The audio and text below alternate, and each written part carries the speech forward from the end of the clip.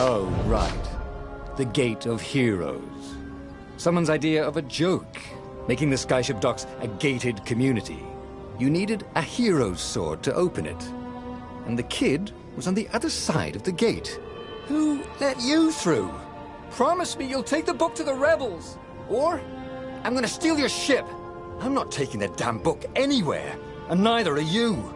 Try and stop me, laughed the kid. I bet you don't even have a hero's sword. And with that, the kid hopped away. Had to hand it to the kid.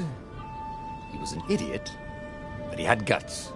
Where was Renato going to get a hero sword?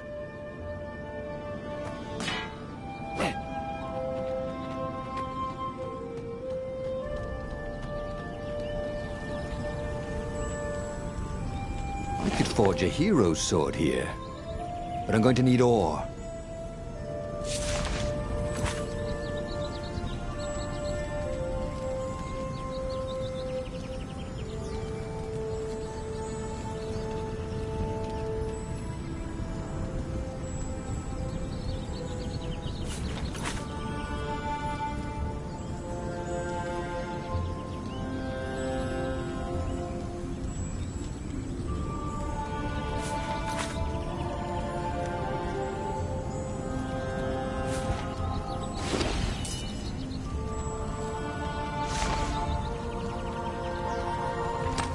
I hope nobody minds if I use this stuff.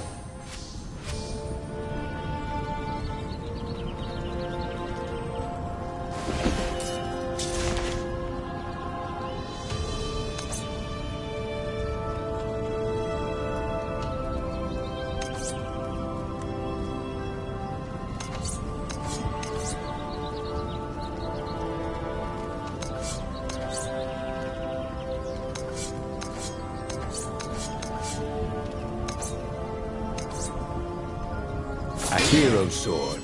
QED.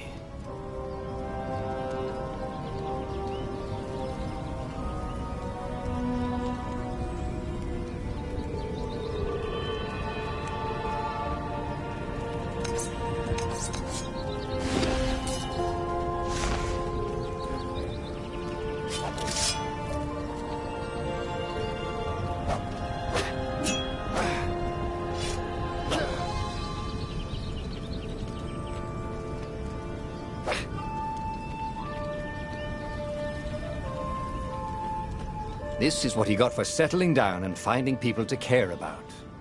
The kid's mum had been a swell cook, and she'd laughed at Renato's jokes, even when he didn't know he'd made one. And then the ravens had come to burn her. And she'd made him promise to protect the kid. But she never told him where the book was, just the kid.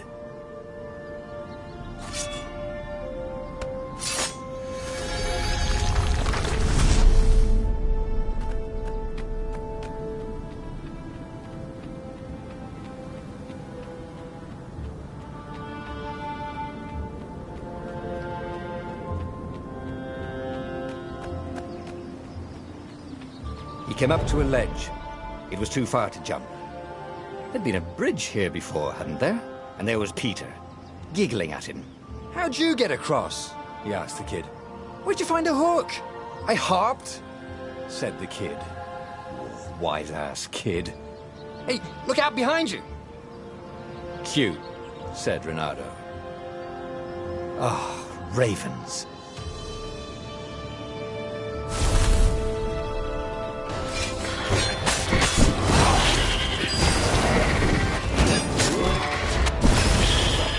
It was time to talk some sense into the kid. Just hook his way across the ledge and chase the kid down. Thing was, he hadn't used his hook since he'd retired. He'd done it. Maybe if he meditated at that altar there, he'd remember his old skills.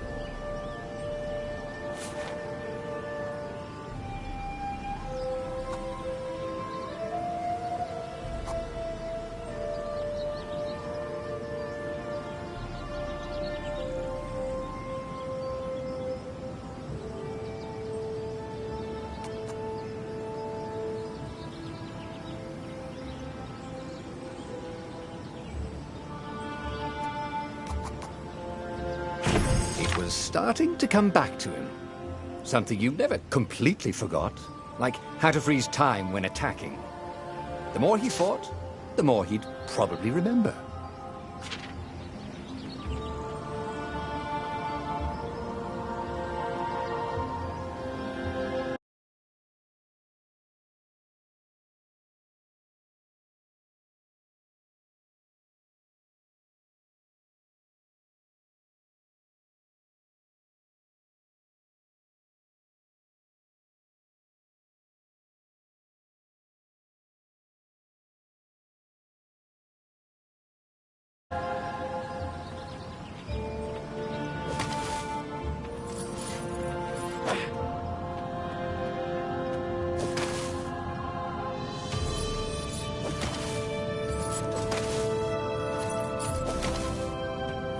There was the Farfarer.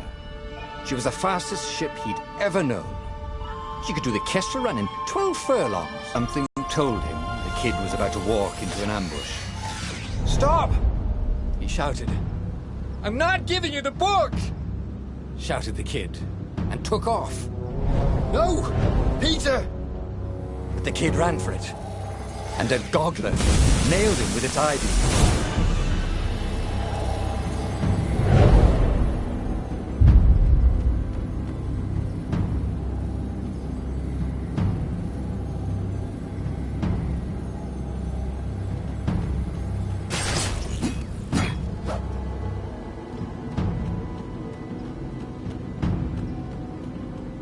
The book was unburned. Next to it were the buckles from the kid's shoes, and a kid-sized pile of ashes. Damn it, why hadn't he lied and told the kid he'd take the book to the rebels? The kid would be alive now. Really pissed off and betrayed, but alive. Oh, damn it. Renato picked up the book. He couldn't let the Empire have it now. He was going to have to get it out of there. He'd be a wanted man. Probably have to join the rebellion just to have a place to dock. Well, he'd hated home life anyway.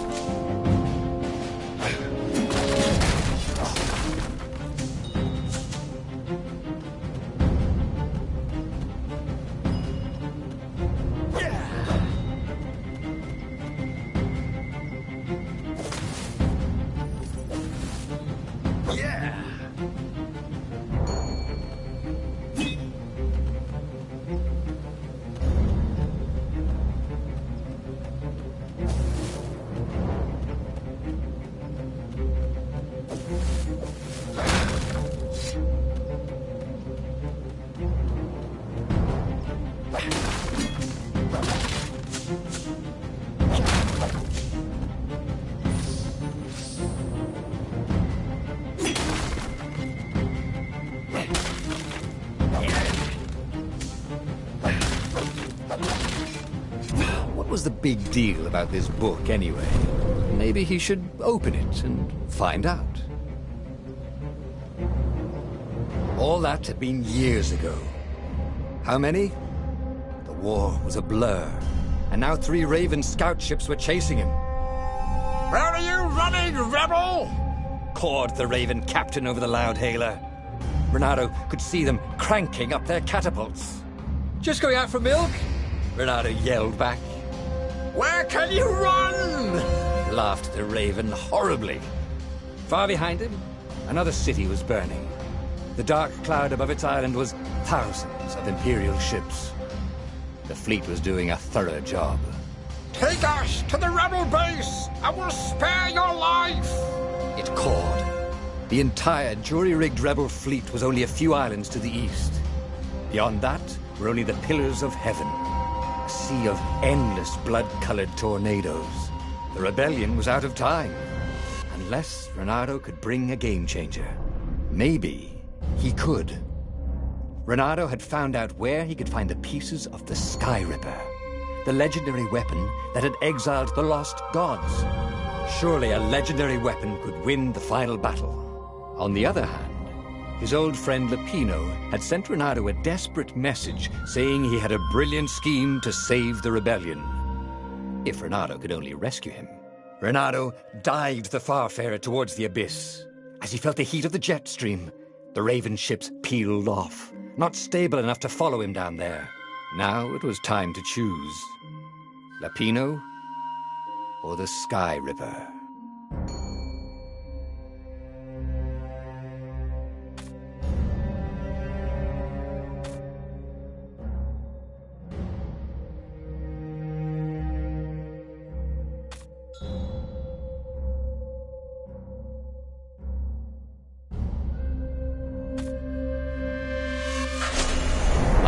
Lapino. Apparently, the Mad Rabbit had sold a Pegasus that he did not exactly own. Lapino always wiggled out of trouble, given time. But he was out of time. The Ravens had figured out that Lapino was a rebel spy. If the fleet reached him first, they'd string him up for that. Never mind the winged horse.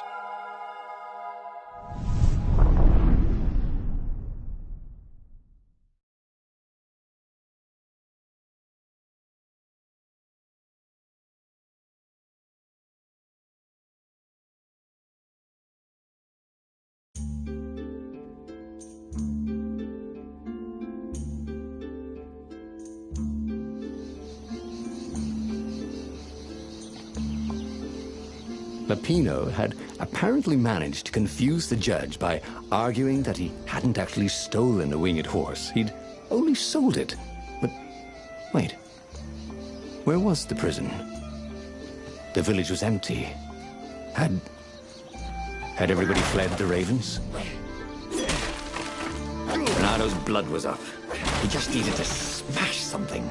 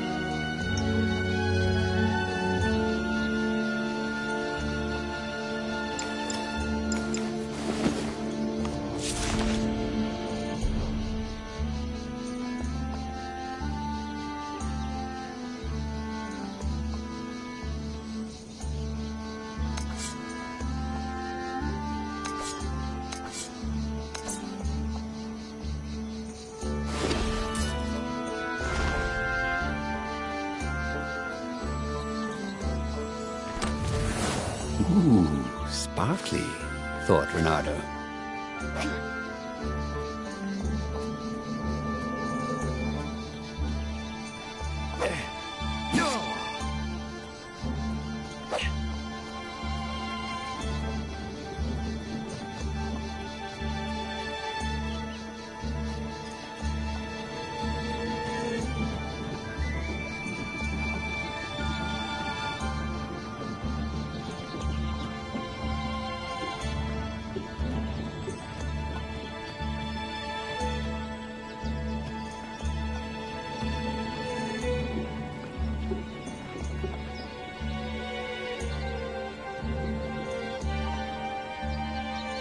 The Ravens had taken the town. Renato had seen villages emptied like this. All the people taken away to be sacrificed in the Emperor's secret rituals. Renato hoped the people were just hiding.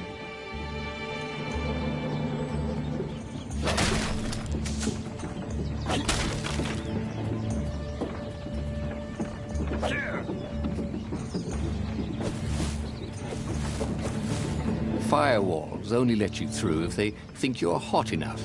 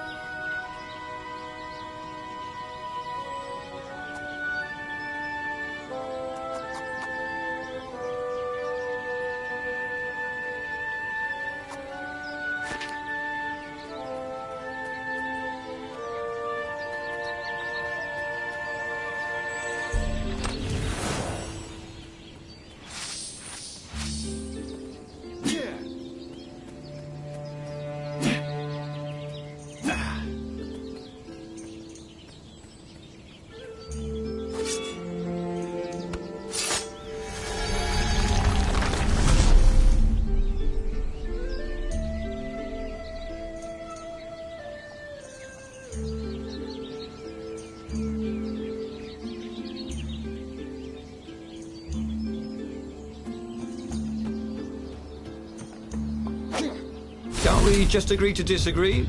Said Ronaldo. No?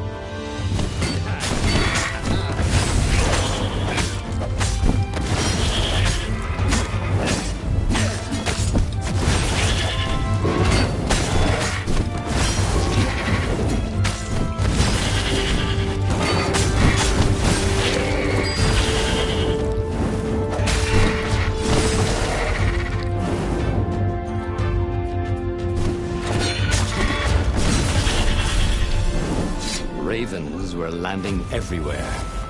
The advance guard. He'd better get moving. If they got to Lapino first, they'd eat him for breakfast. Or a snack. Ravens weren't picky. If they got hungry, they sometimes forgot to interrogate their prisoners. Even top spies like Lapino. Where had the mad rabbit got to?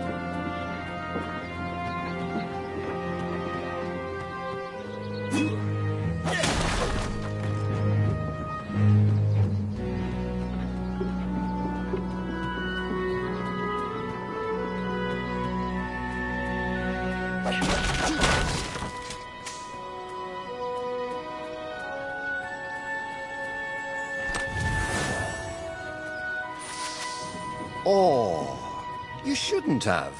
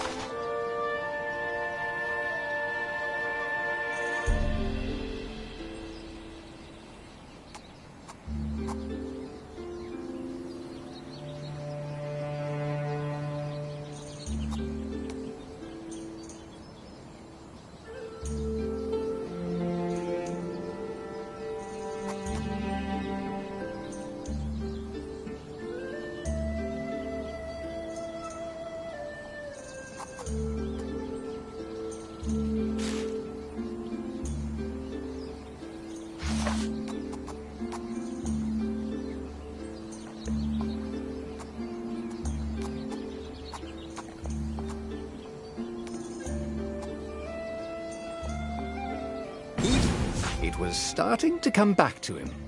Something you never completely forgot, like how to freeze time when attacking. The more he fought, the more he'd probably remember.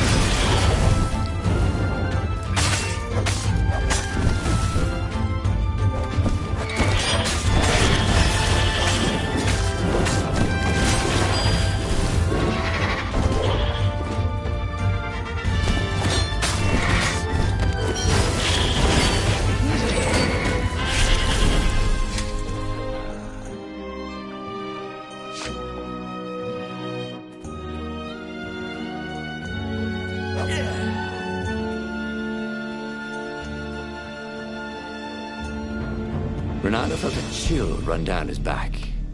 Or possibly a flea.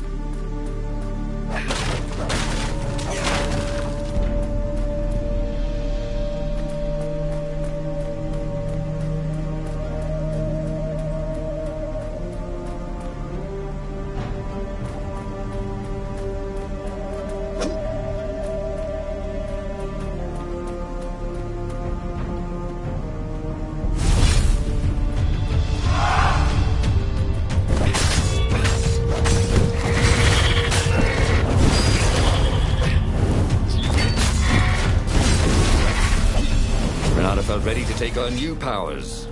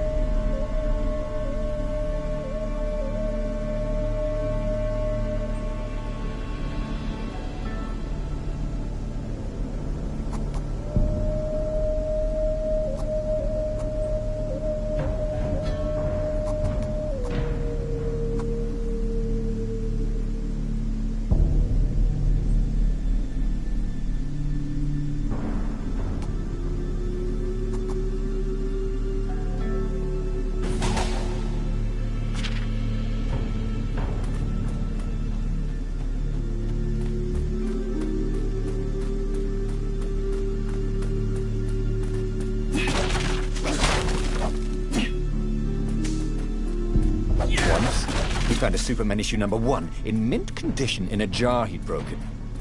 He planned to keep breaking things until he had the whole series.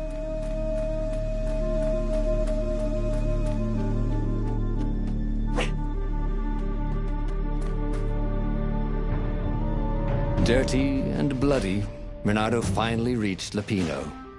The rabbit was practicing his shuffle.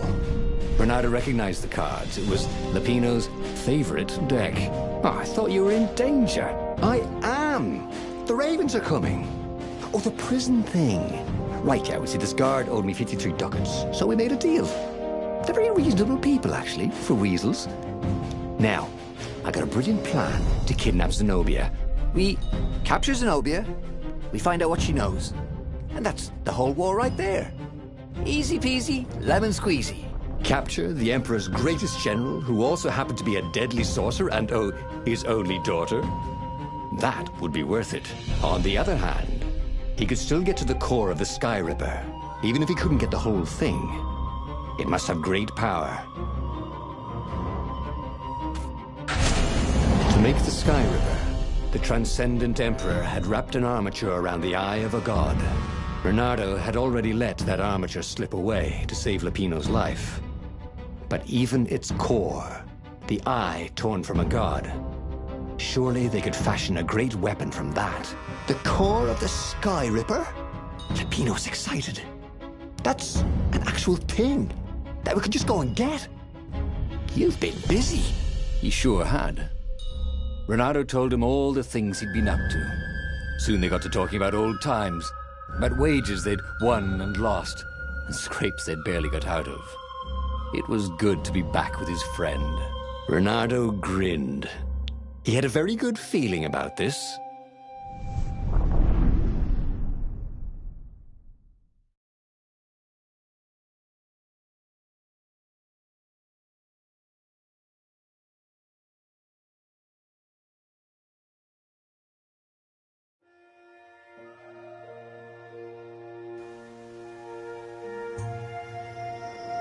It's beautiful here, thought Renato. He was thrilled to be back with his old war buddy. He'd missed the mad rabbit, but something was not quite right.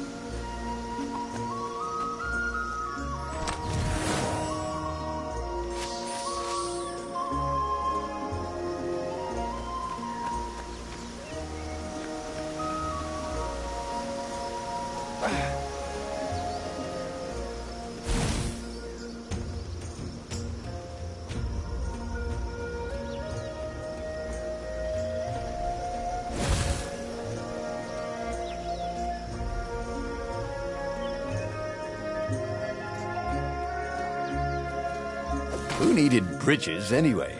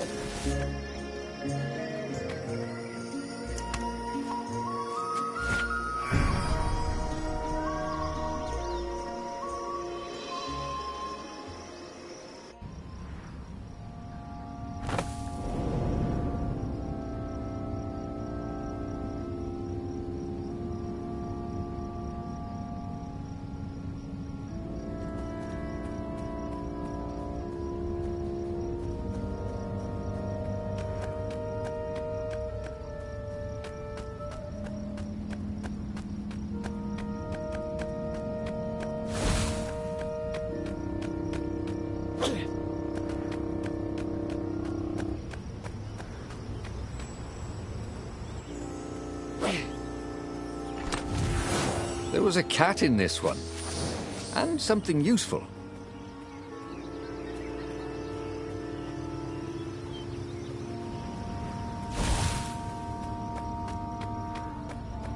There was something sour in the air. Like the earth had ruptured over something that had been fermenting for a very long time.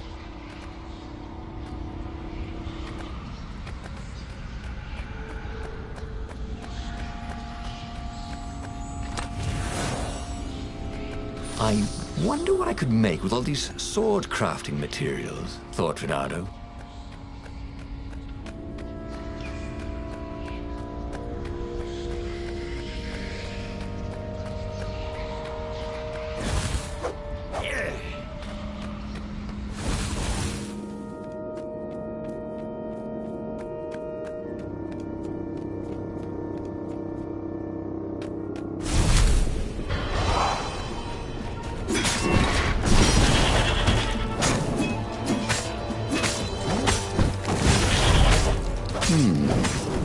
Where did that go to?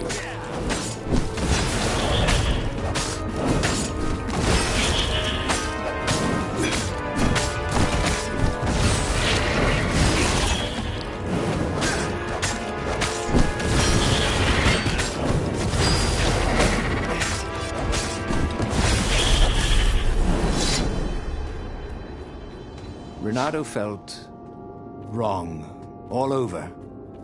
He could feel an almost palpable sickness in the air. And if the land could have tumors, they would look like these monstrous crystals. The forest was quieter than it had been. There were insects, but few birds, if you didn't count the ravens. Renato smelled sick animals and dying ones. No healthy ones. And getting a bad feeling about this, Renato thought. Maybe Platina was right. Maybe they should have kidnapped Zenobia instead of coming here.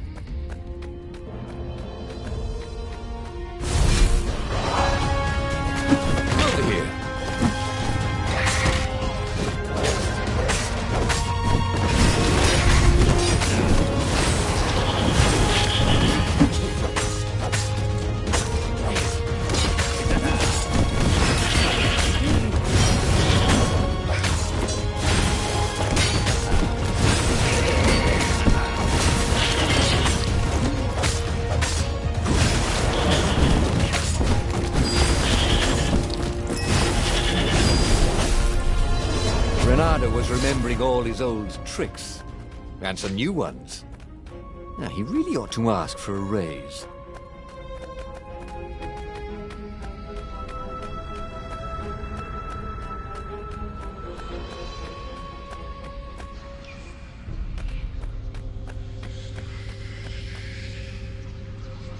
As he held the radiant icosahedron, Renato felt queasy. Like dozens of tiny worms were nibbling his insides. It wasn't healthy to be so close to the eye of a god. How could he use it? He could take it to the observatory. The scientists there could tell him how to harness its ancient power. But honestly, Renato ached to get away from it. He brought the core back with him to the Farfarer. But honestly, Renato ached to be rid of it. "Tell you what," said Platina. "I'll take it to the observatory. You attack the Imperial outpost." The Imperial outpost was a vital communications node. Taking it could shatter the Empire's ability to coordinate. And it would be full of secret plans and maps and maybe even rebel prisoners. It was a good target for a hero like Renato. But what if Platina got the core and then broke it or lost it? Or worse, was Renato ready to take that risk? Maybe it was better if he brought the core to the scientists himself.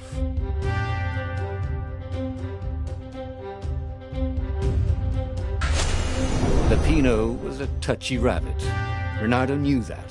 You're brave, I know, Renato said. But this is what I was hired to do.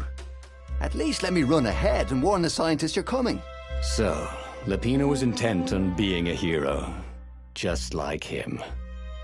War made sensible men crazy for glory, and Lapino had never been sensible. But what was the harm? Lapino might well trip over a hornet's nest of ravens. But that was better than ravens lying in ambush, wasn't it? They finished the trip to the Nexus in silence. Renato had no sooner rescued his friend than he was putting him back in danger. All right, he finally said as they landed. Go.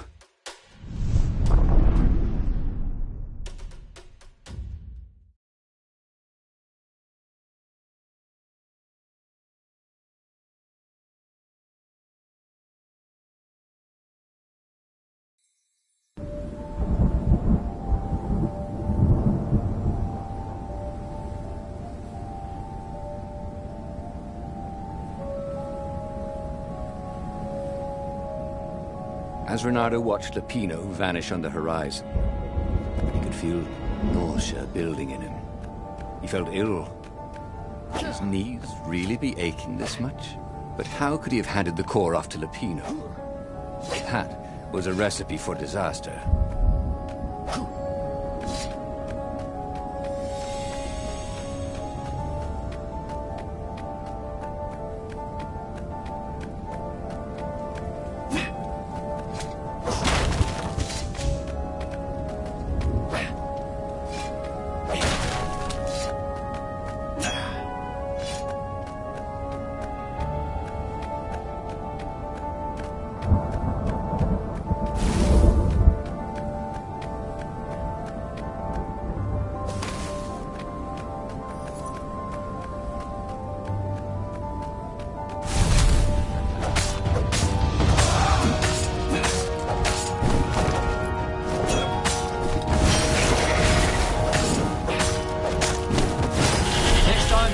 Birds!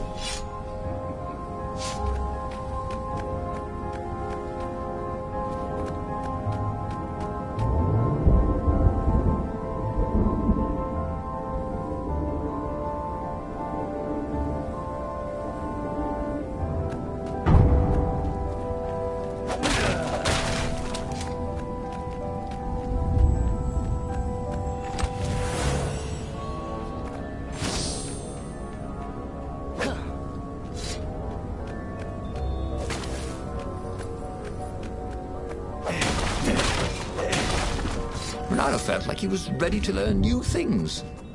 Thank goodness he didn't have to go to school for that.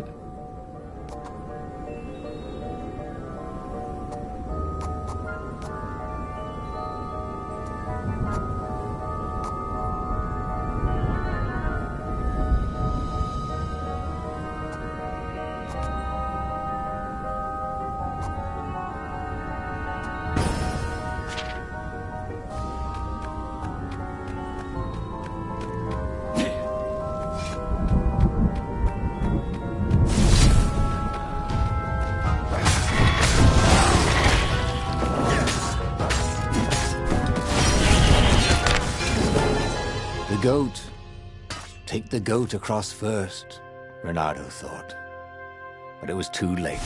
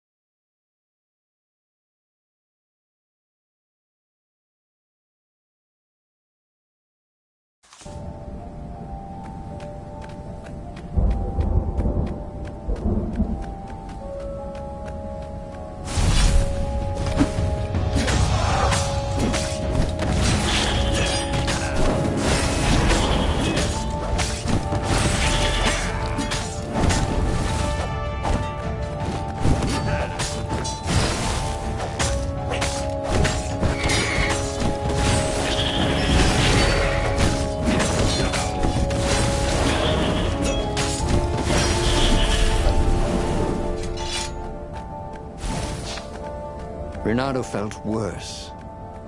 All his joints were aching now. He'd been through beatings that felt better than this. So the core had a kind of poison that could harm you without even touching you.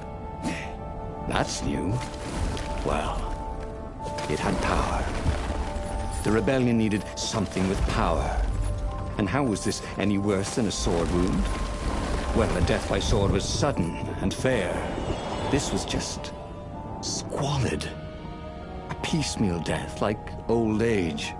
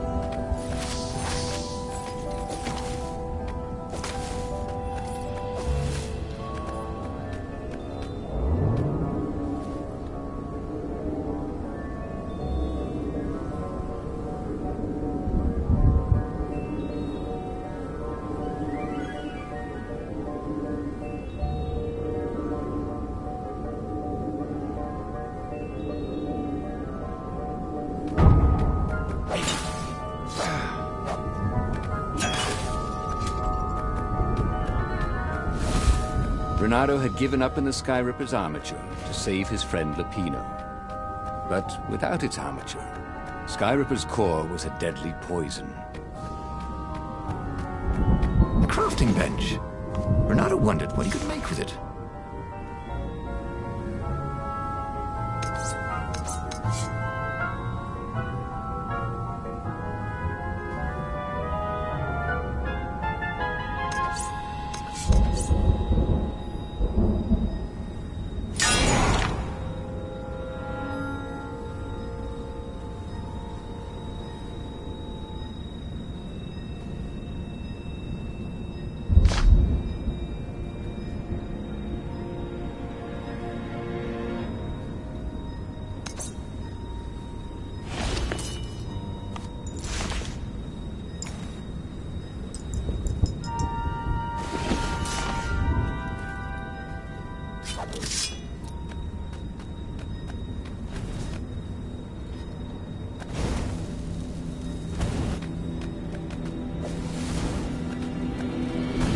Good thing Renato didn't have vertigo.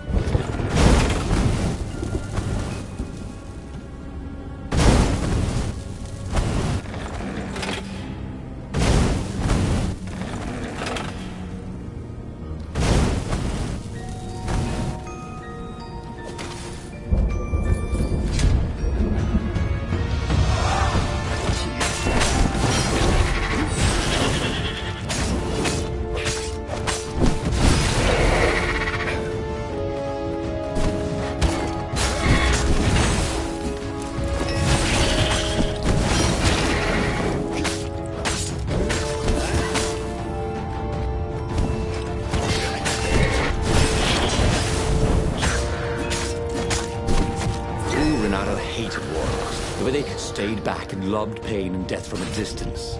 Cowards. Really dangerous, effective cowards.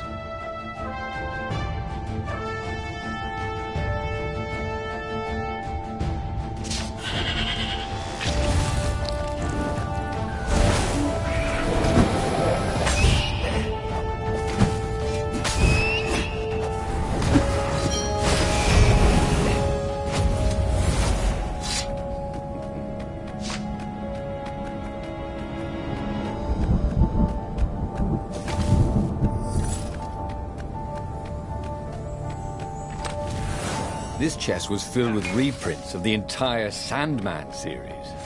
Reprints? What was the point of collecting those? Ooh, and there was something else.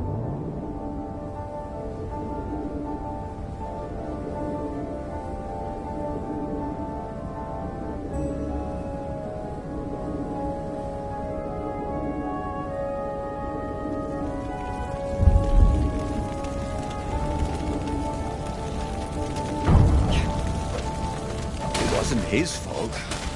They looked so breakable.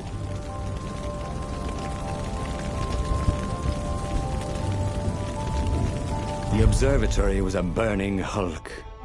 Dead scientists everywhere. Bernardo found the mad rabbit cowering under a desk. The ravens. They must have known we were coming, said Lapino. How did you... See, I was doing a card trick with my lucky deck, and I kind of bobbled the cards, so I went under the desk to gather them up, and boom! I guess we'll have to take the car straight to the secret base. The secret rebel base. Yes. They had engineers there. But wait. Calaveras, the sage in the mountains. Maybe he would know what to do with the naked core.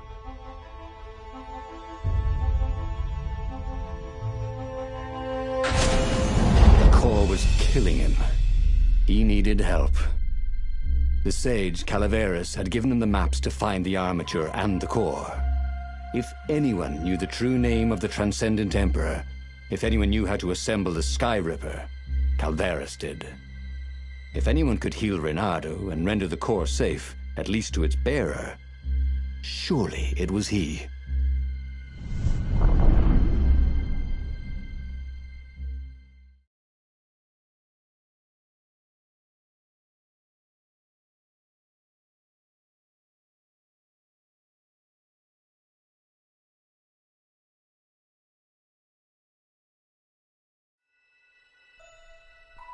The base of the mountain was the only safe place for a landing. He would have to continue on foot, muscles aching. Calaveras was a scholar.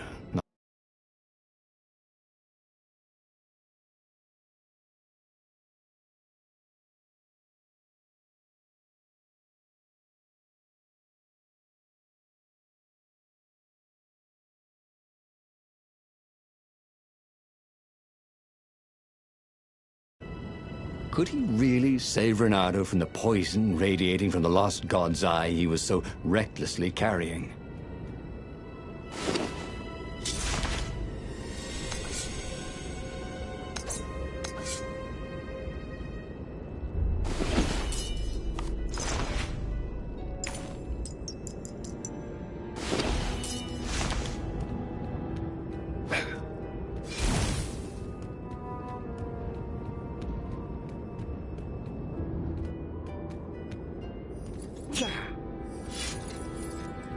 He felt like Tarzan.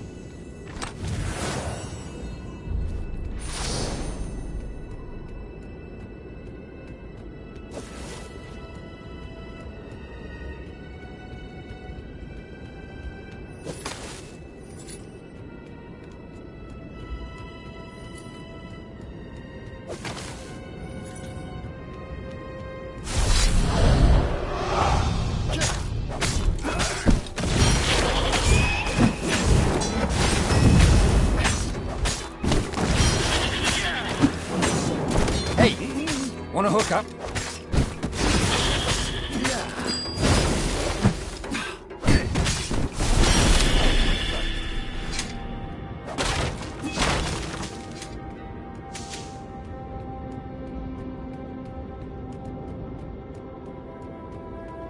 Oh, this was not a fun way to die. Even if he survived. No one would write ballads about the fox whose knees ached forever, would they? Not unless he paid for it. He hated paying for publicity. If they didn't want their things broken, they really ought to make them stronger.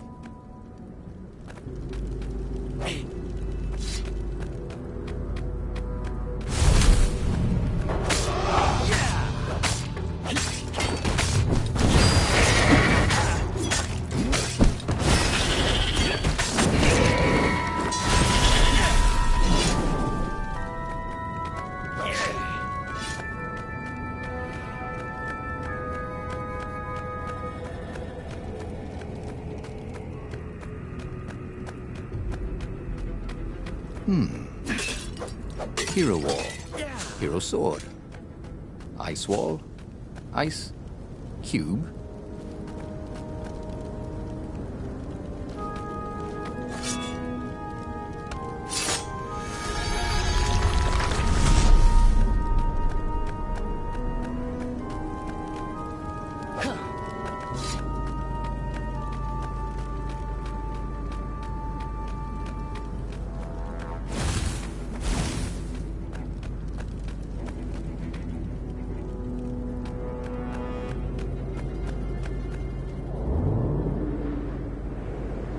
Oh, they really ought to put a railing on this thing, he thought.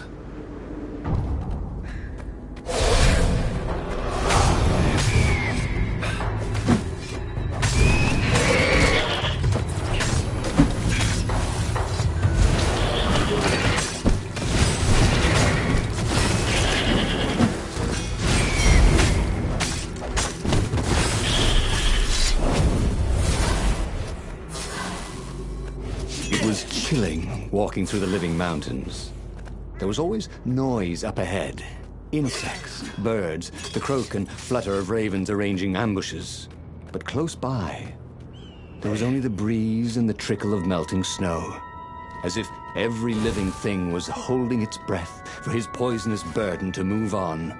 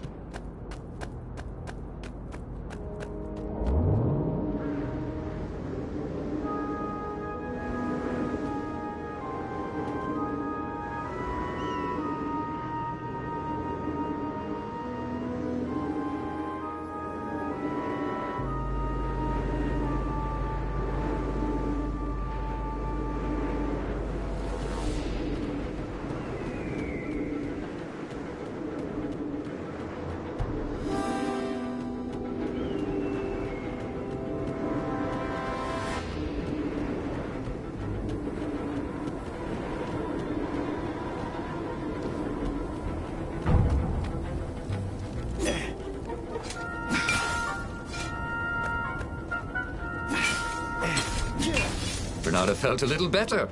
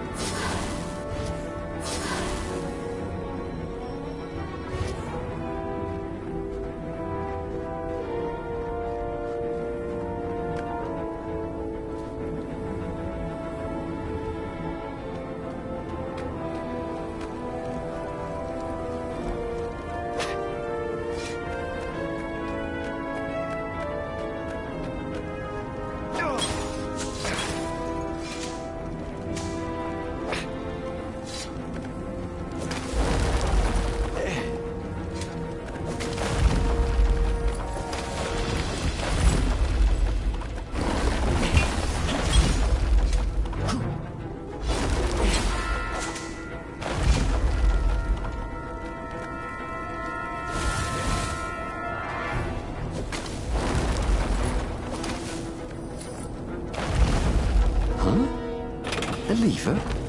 That was new. Most people still use doorknobs.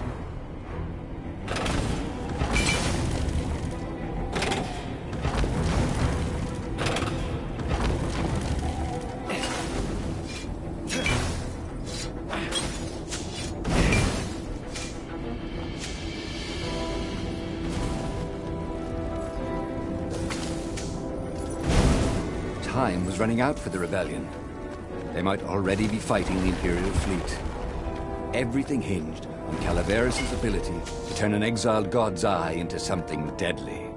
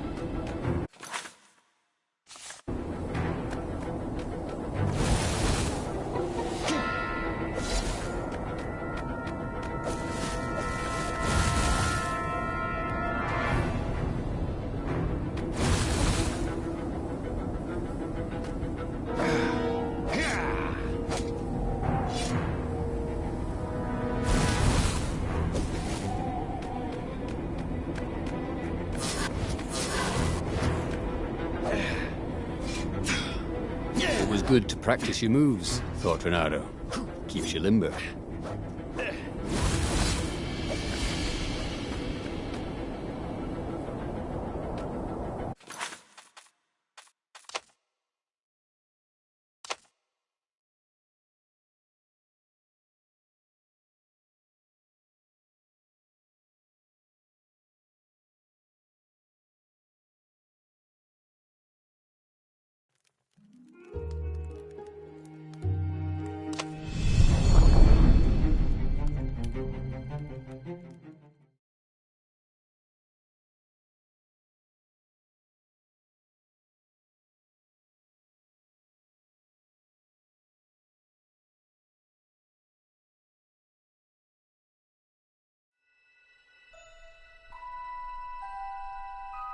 The base of the mountain was the only safe place for a landing. He would have to continue on foot, muscles aching. Calaveras was a scholar, not a doctor. Could he really save Renato from the poison radiating from the lost god's eye he was so recklessly carrying?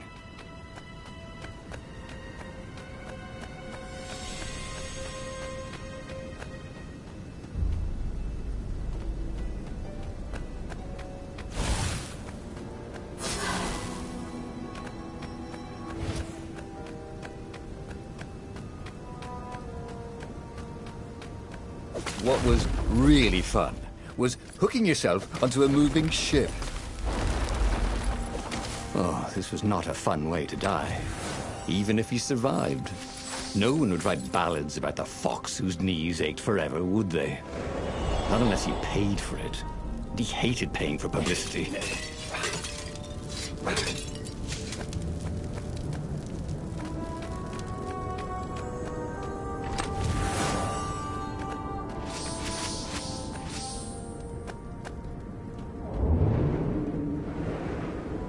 This is quite the view, he thought.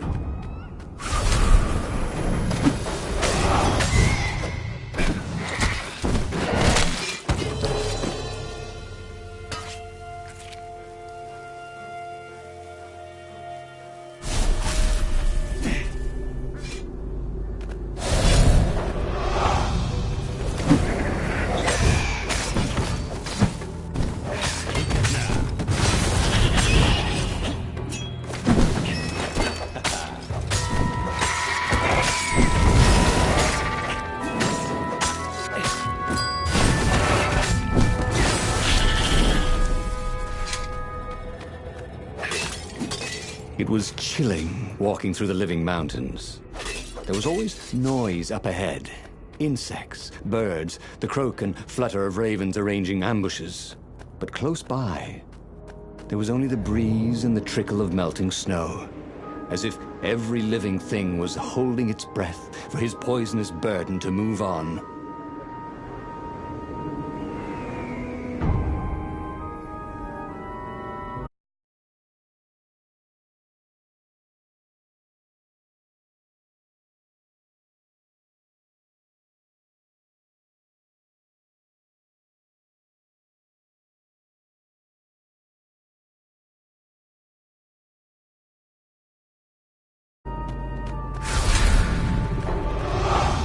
Ravens. Shields were almost like cheating, thought Renato. Well, probably because he wasn't very good at hacking through them.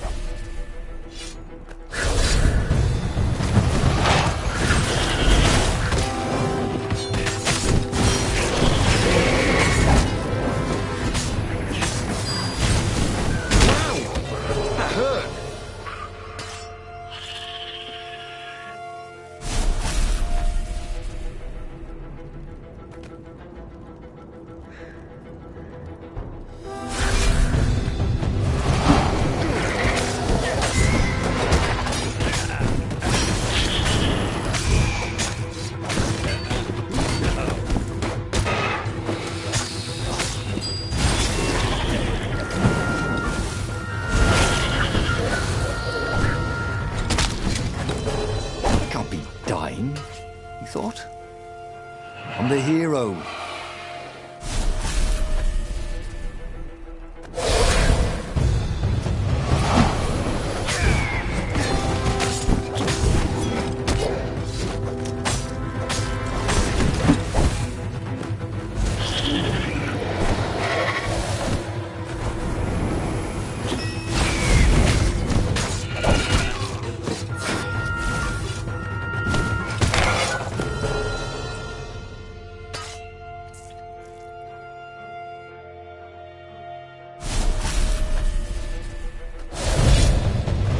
Don't be shy.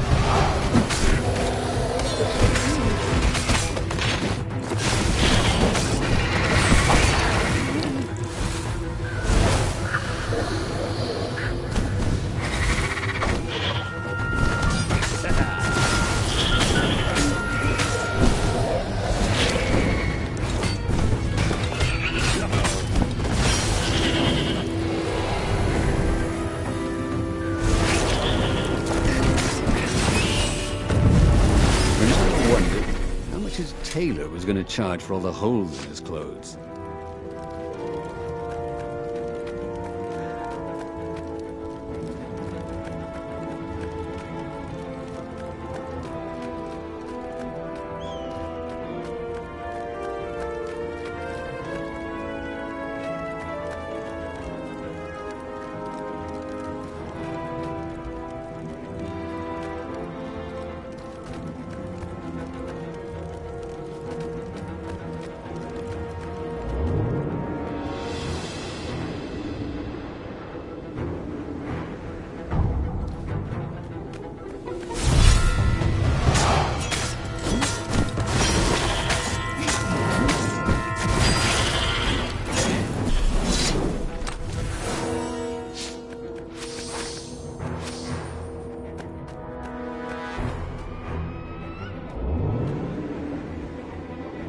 There was an inscription.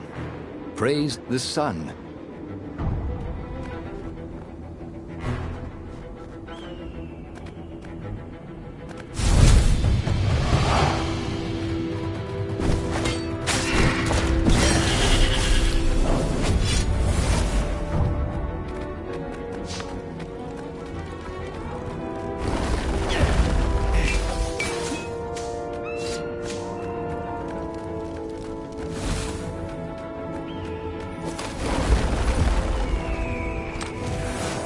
Once, Renato had been to a dungeon where all the chests were locked. It was awful.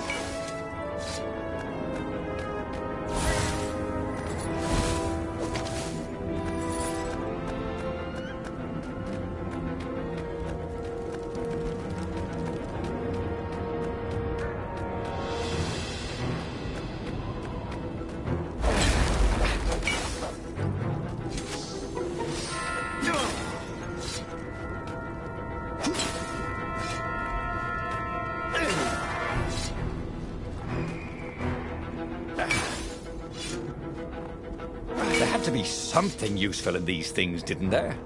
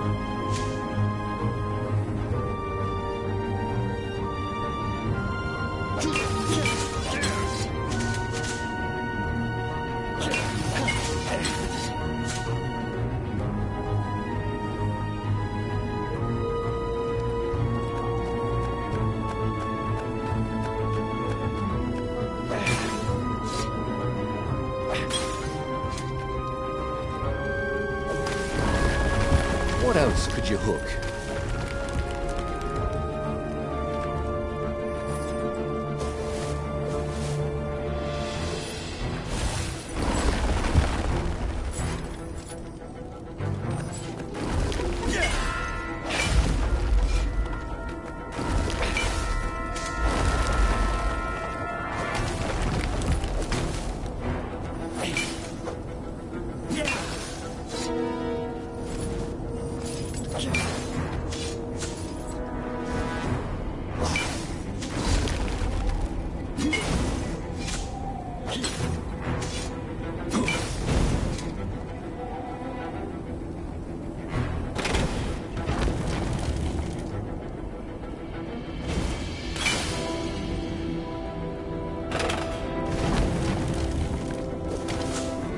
Time was running out for the rebellion.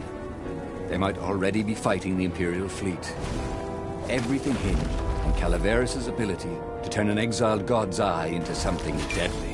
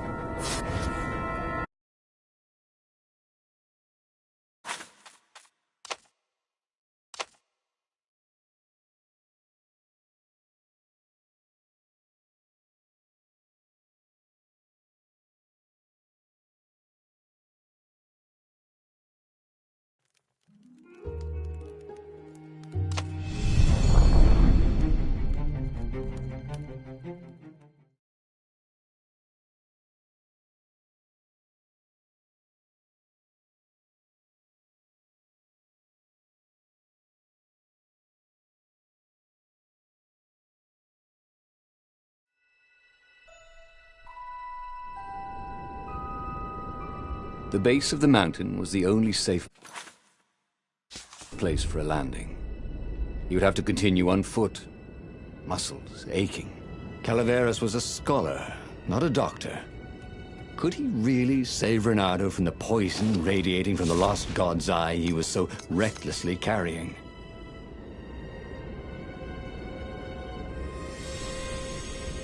This burning sword from the south was terrific for barbecuing sausages and ravens.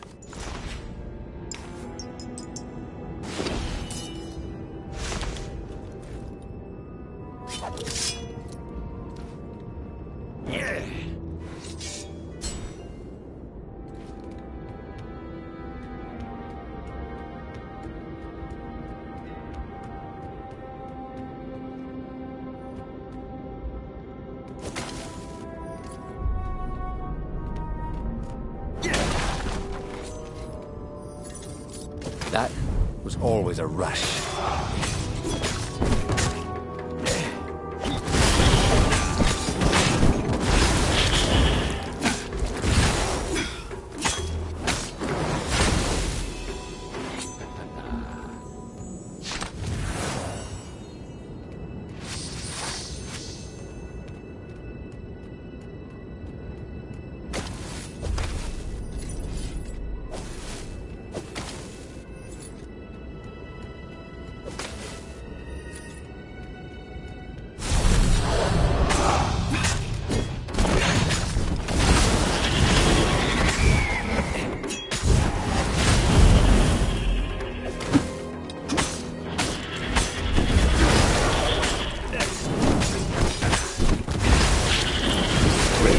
Smell any better dead than I would have thought.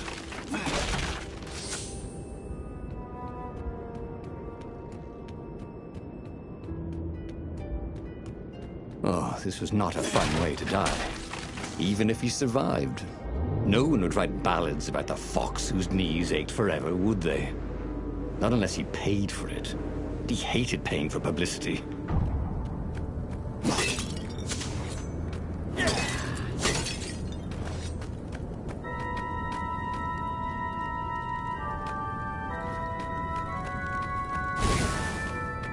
Haven't you heard? Goth is over.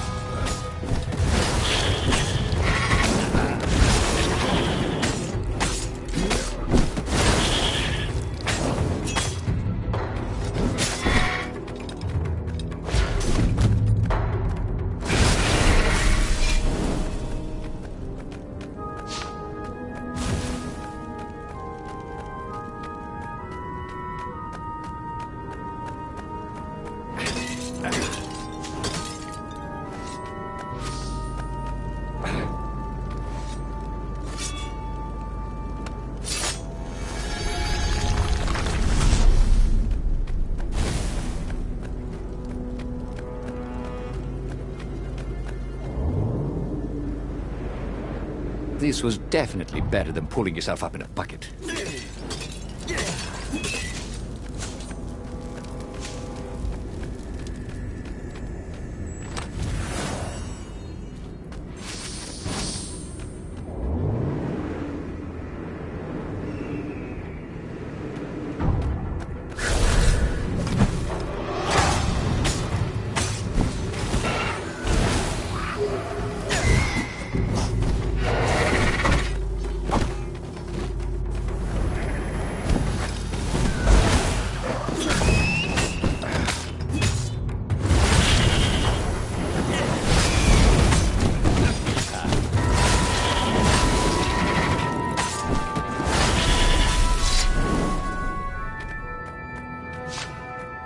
It was chilling walking through the living mountains. There was always noise up ahead. Insects, birds, the croak and flutter of ravens arranging ambushes. But close by, there was only the breeze and the trickle of melting snow. As if every living thing was holding its breath for his poisonous burden to move on.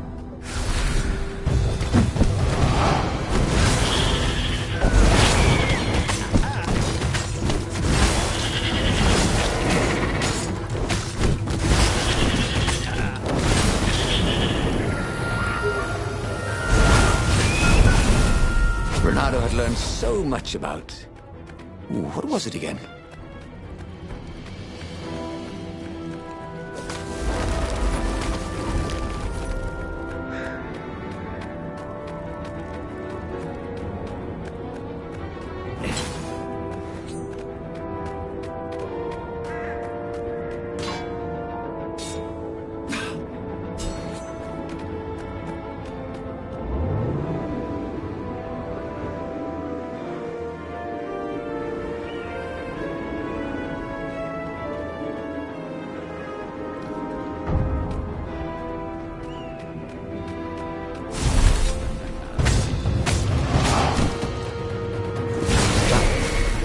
Beautifully.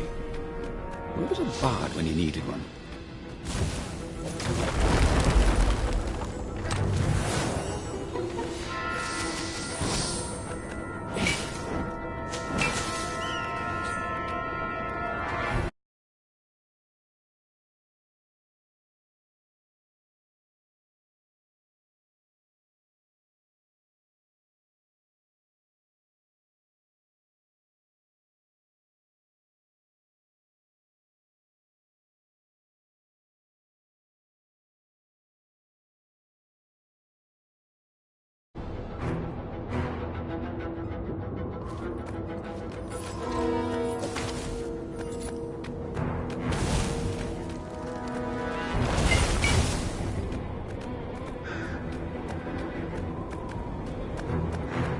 Bernardo hoped his mother wasn't watching.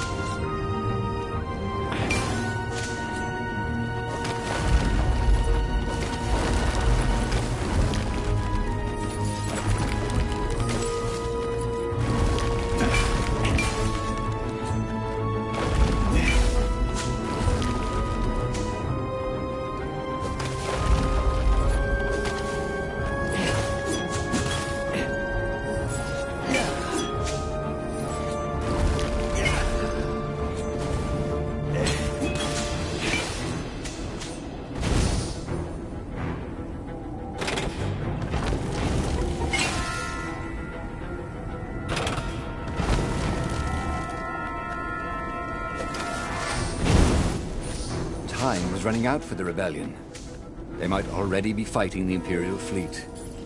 Everything hinged on Calaveras' ability to turn an exiled god's eye into something deadly.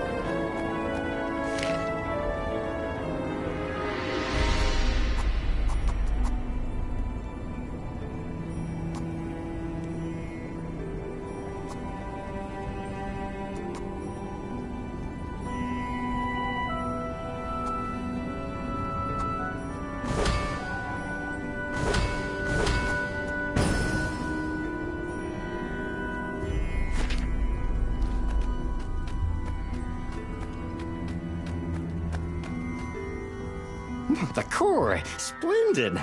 Croaked Calaveras. Where's the armature? Right, I was kind of hoping you wouldn't need it.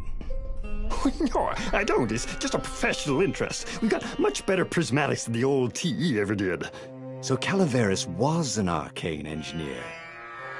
He fussed at the core all day. He wrapped it with silver chains, and in front of it, he placed a huge, round ruby so that it looked like a monstrous, floating eye.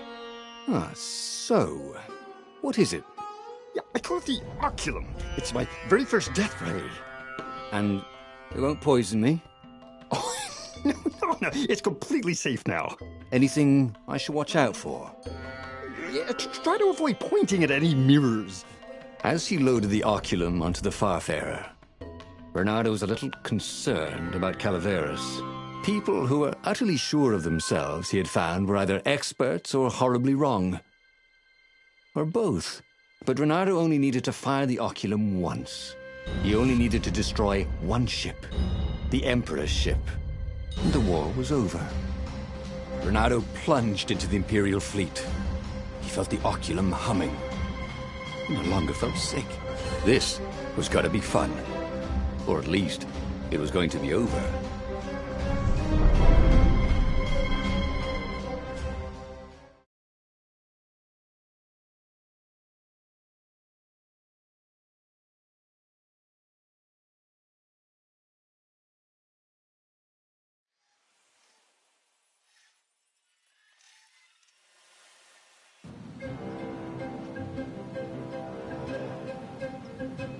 Bernardo resisted the temptation to fire the oculum until the time came.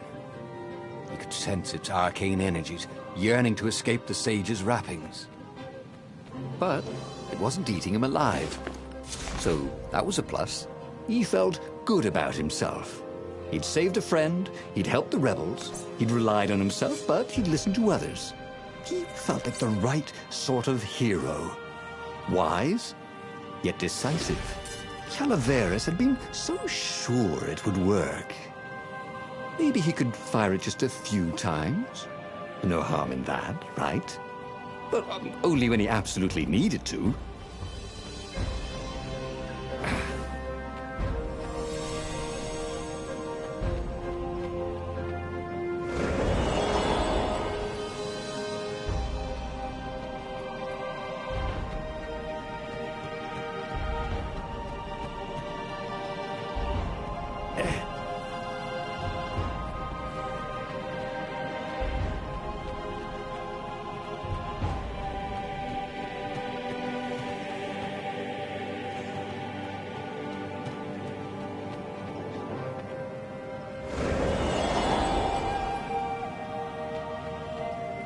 He wasn't that good.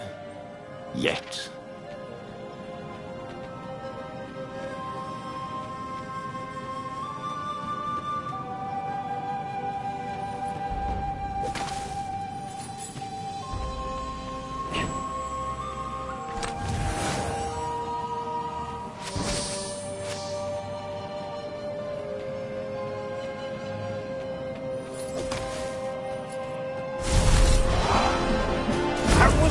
awesome!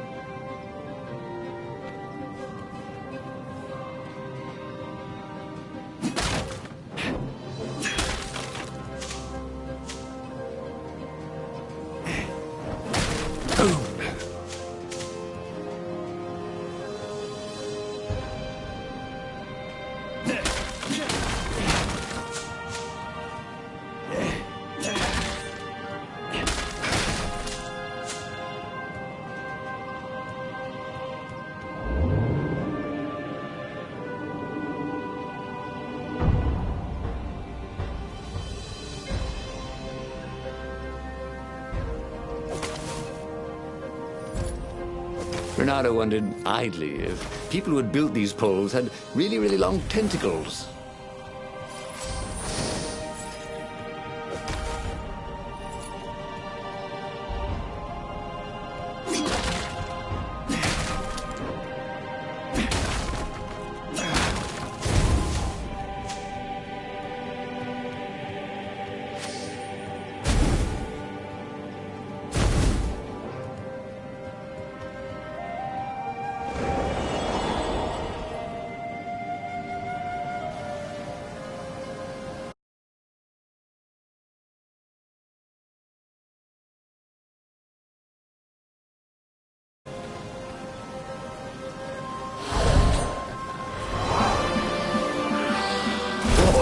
With this device, he could travel at night, so long as there were ravens to set on fire.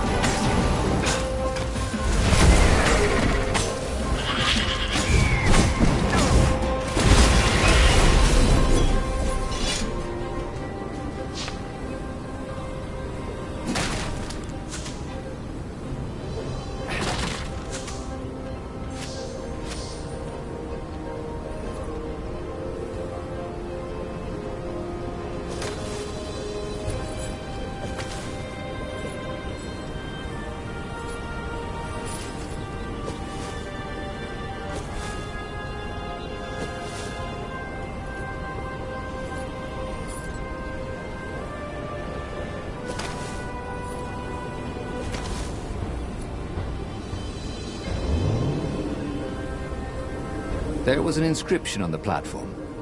Balaleka lessons, with an address.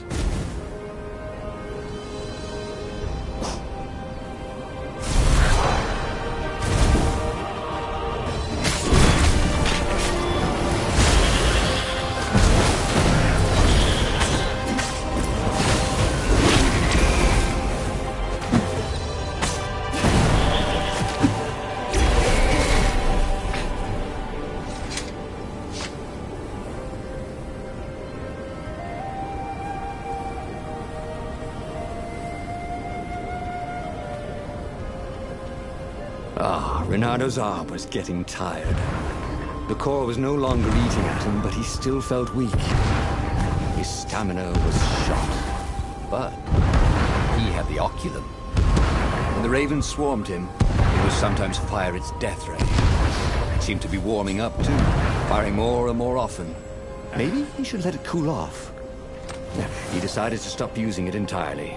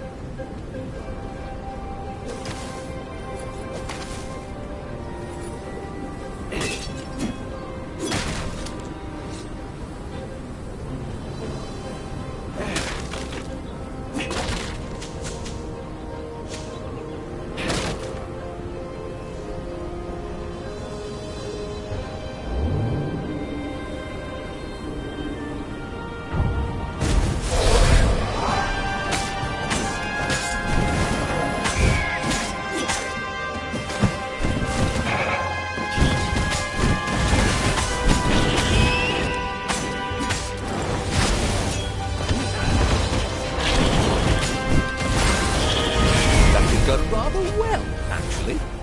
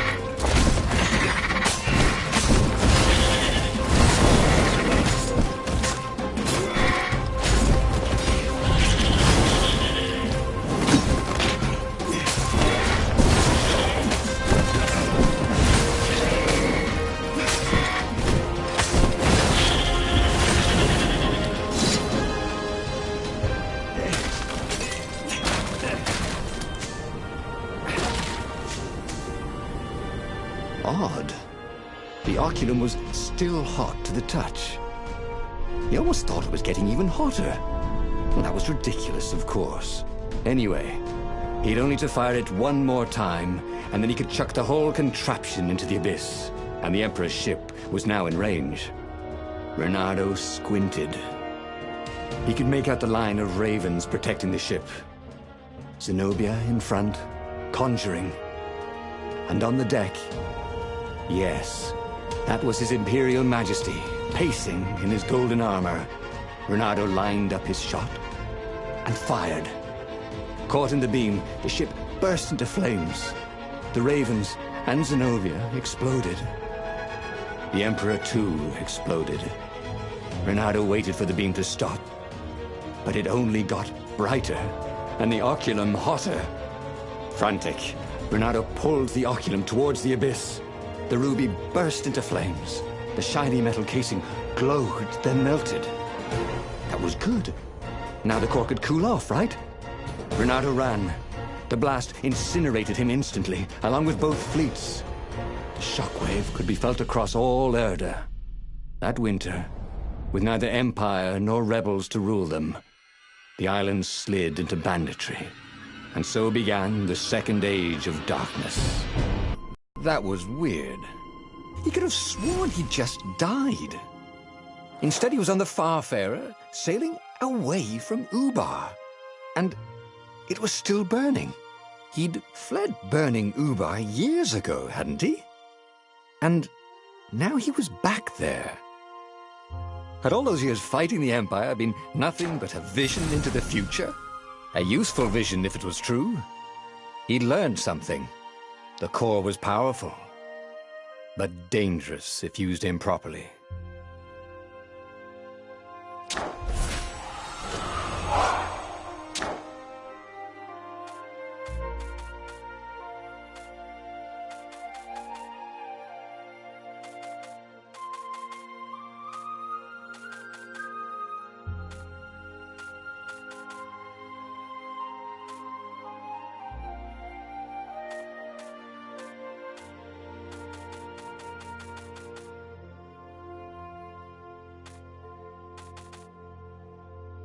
He'd made bad choices.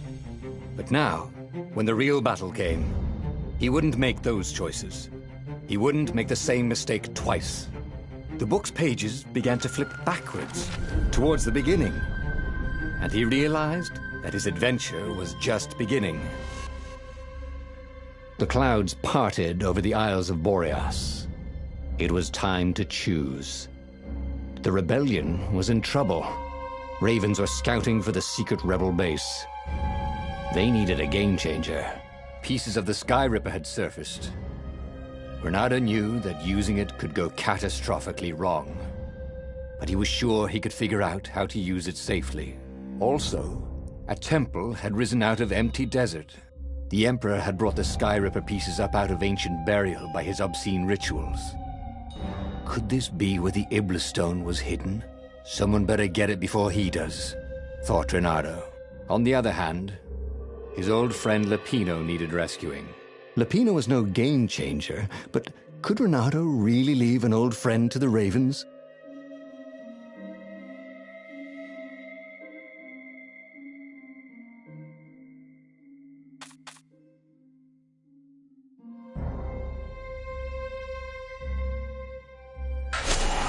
The island was windswept desert. No one went there except ostriches and ostrich hunters. The Iblis stone. It sounded ominous. It sounded powerful. If the Emperor was searching for it, it must be dangerous. And so, Reynardo went ostrich hunting.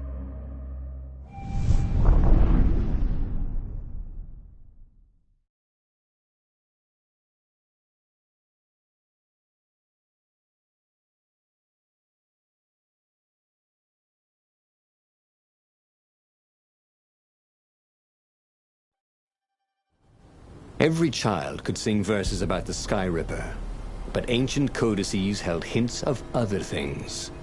A stone that ate souls.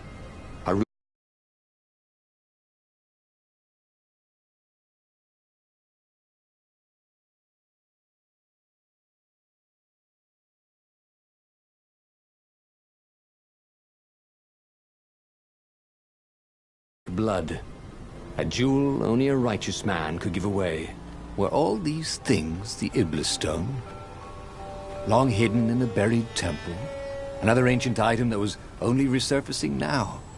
Drawn up from the deeps by the Emperor's horrific rituals?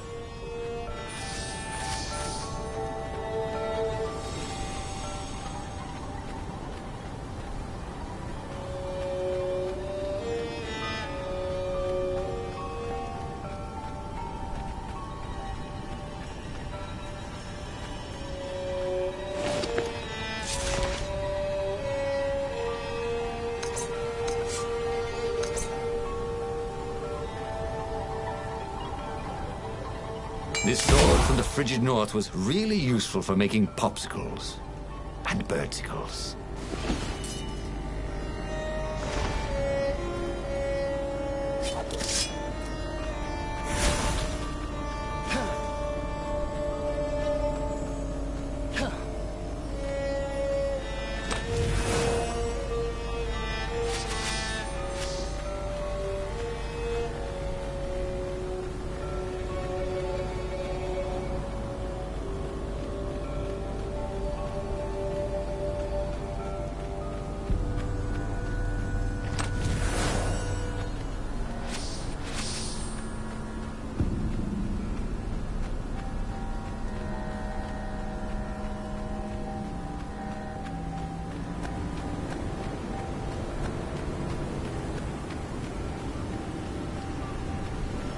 The air here tasted bitter. The steps were too tall for a person. The entire place felt restless, like it had been vexed to nightmare under the dust, waiting for its hour to come around at last.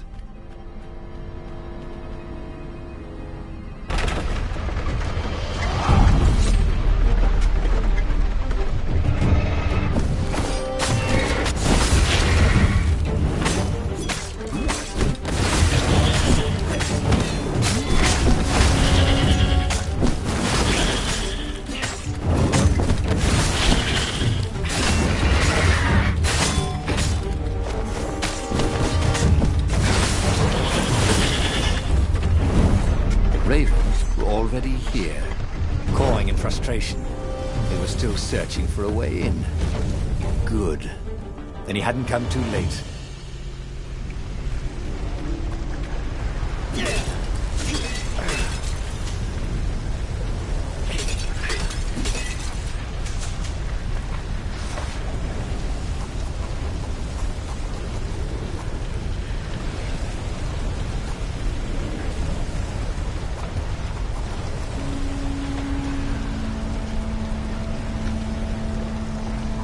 Every day he was getting better and better.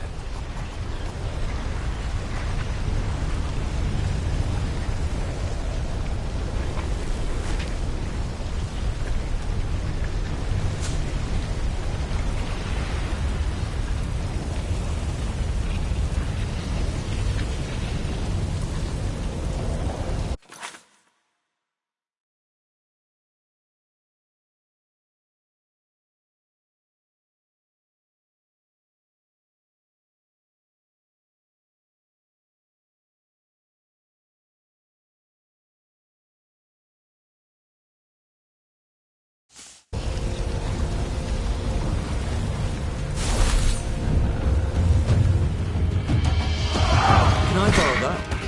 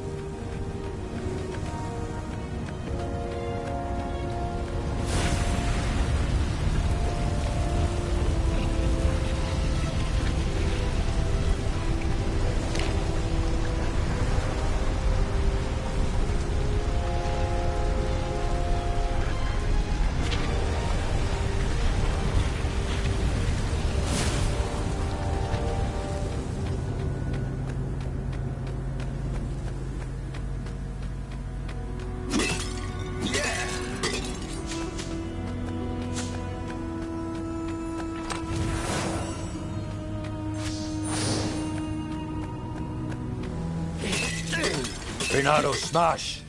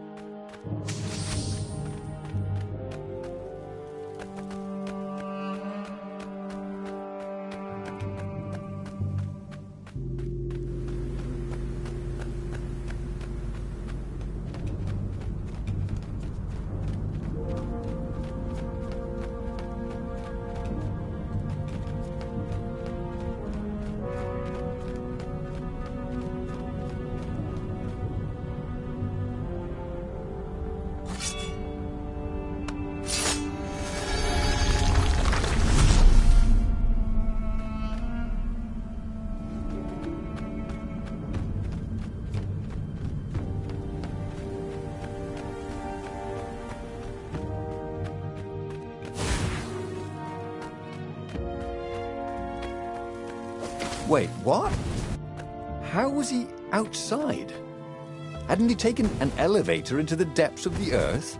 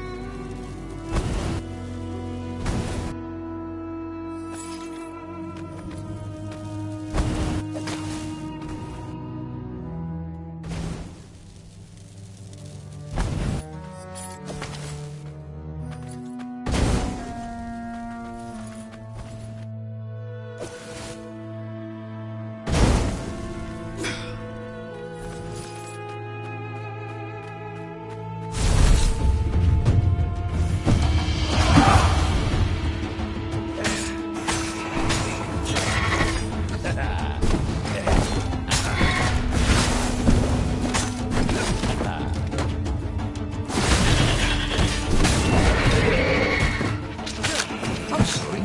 Was that your shield?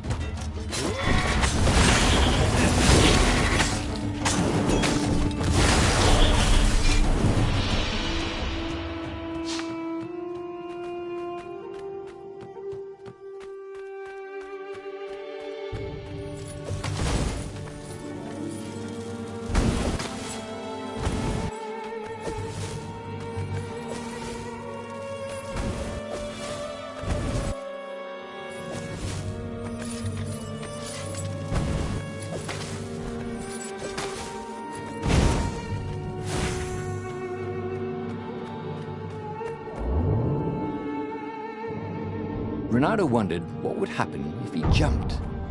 Would he be rescued by an emergency platform?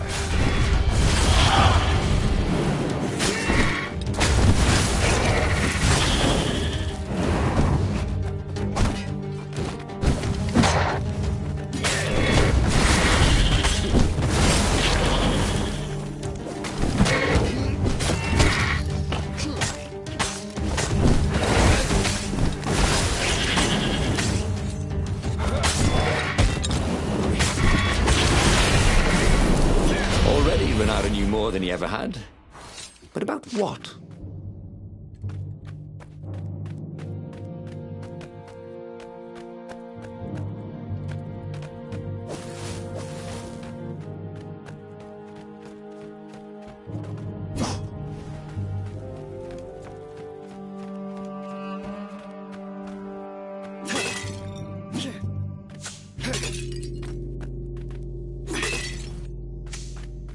What were these poles exactly?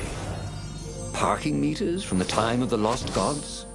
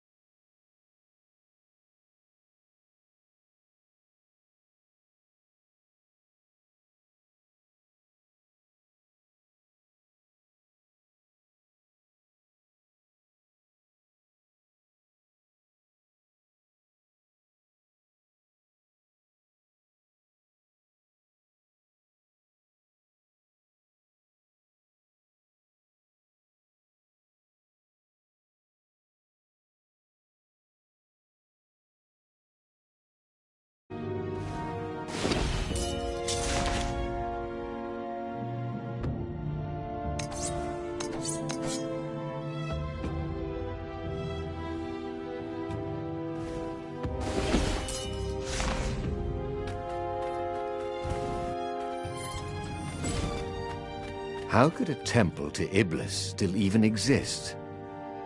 The Transcendent Emperor had destroyed all the shrines of the lost gods after exiling them. Had it been buried in that long-ago battle? Or had Iblis foreseen his fate and hidden it from his enemy?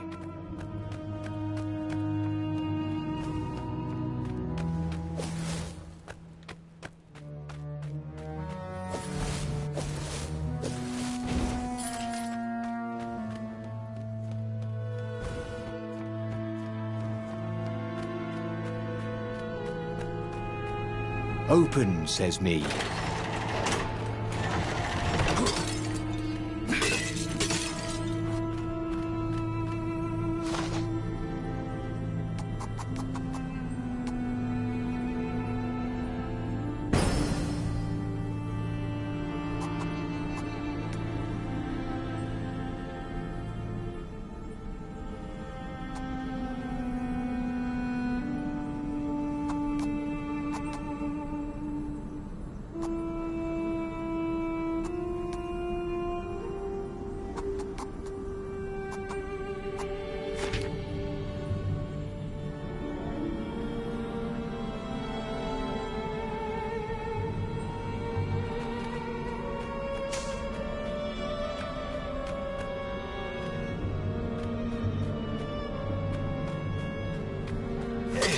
It was definitely easier to fight inanimate objects.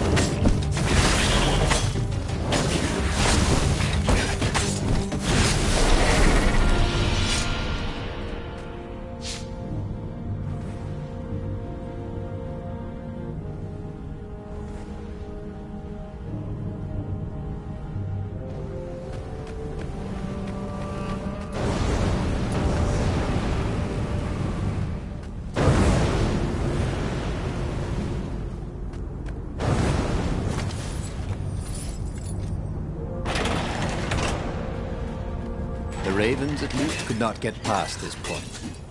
Obviously, the temple builders knew how to deal with tomb raiders.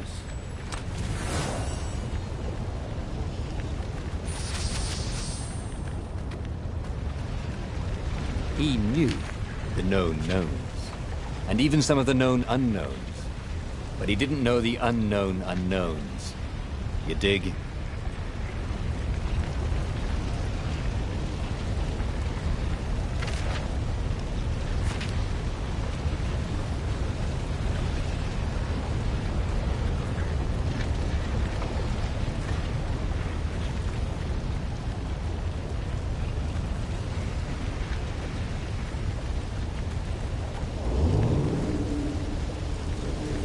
These platforms were great. Renato wanted one for his house.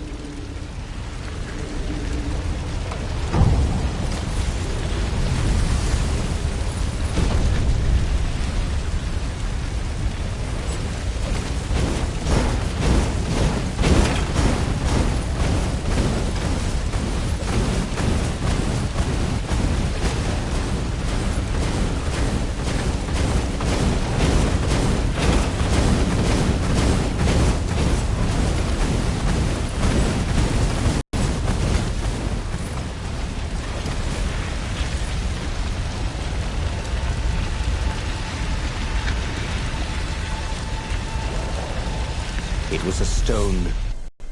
It reflected no light, like a void made solid. Nervous, he picked it up. I can make you mighty. Who said that? Blood. It was the stone. Eager, thirsty. Kill the Emperor's daughter.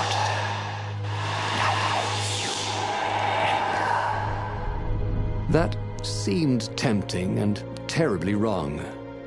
Zenobia was the Emperor's greatest general and a potent witch. But they had been close once, and Reynardo wasn't sure he really wanted to be Emperor. Why not capture the core of Skyripper instead? It was the eye of a lost god torn out by the Transcendent Emperor to power his greatest weapon. What's the core? Said the stone anxiously.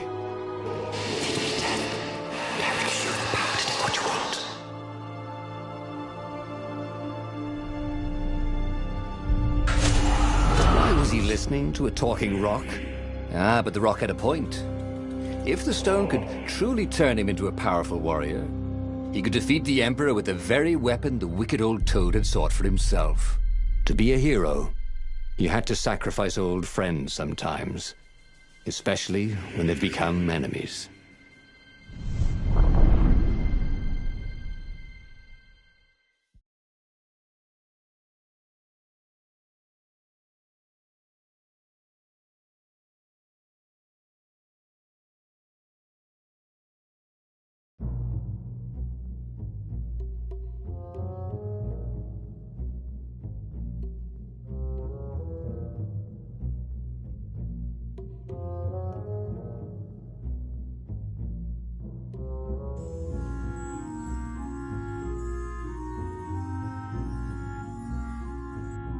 As he placed the impossibly black crystal in his gauntlet, Reynardo had a sudden vision. Charred fields covered in dead ravens below a black sun.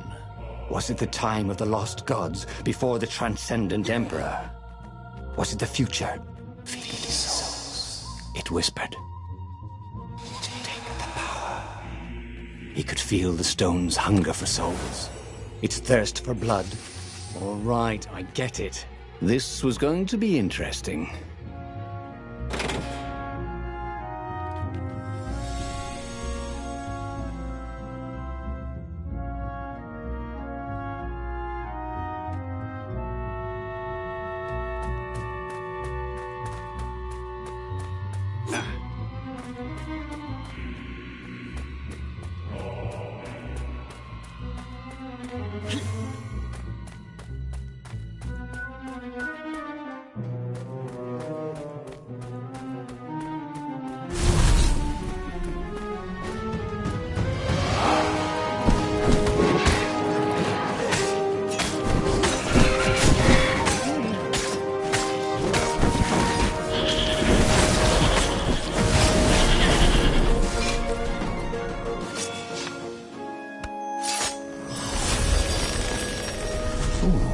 What's there?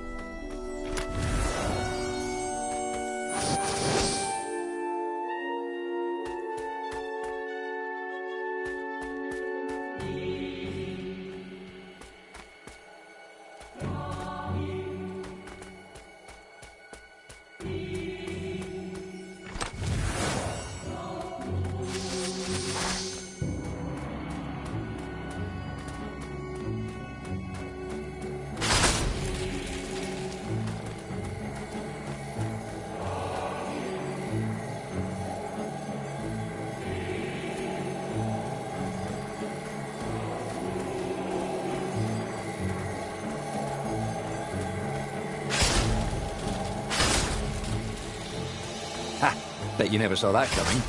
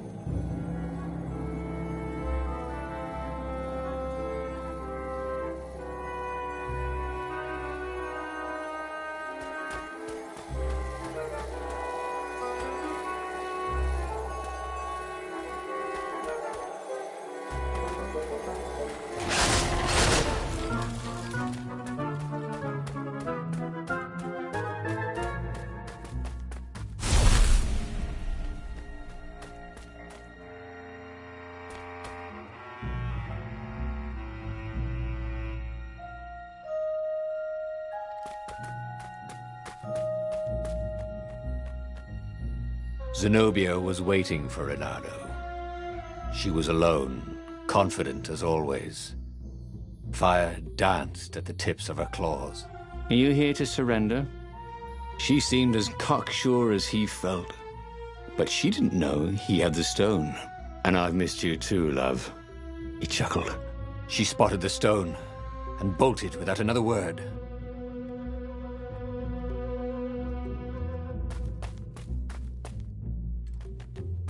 Hey! Hey, a workbench! He could try out his new bling.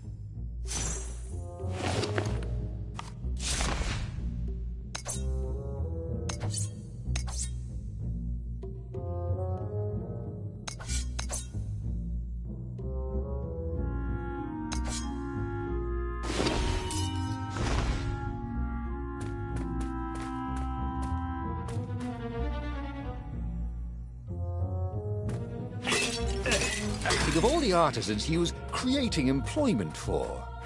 Truly, he was a job creator.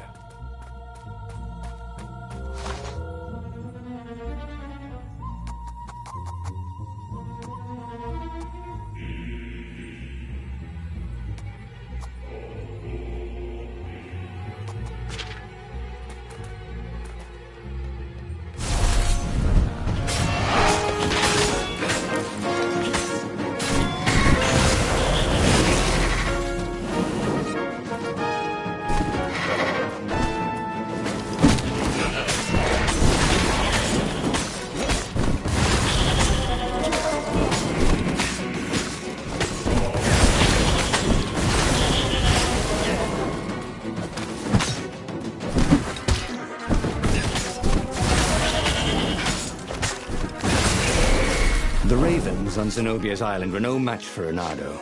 They screamed as the stones sucked out their souls. And with each death, he felt stronger. Take the power, the stone told him.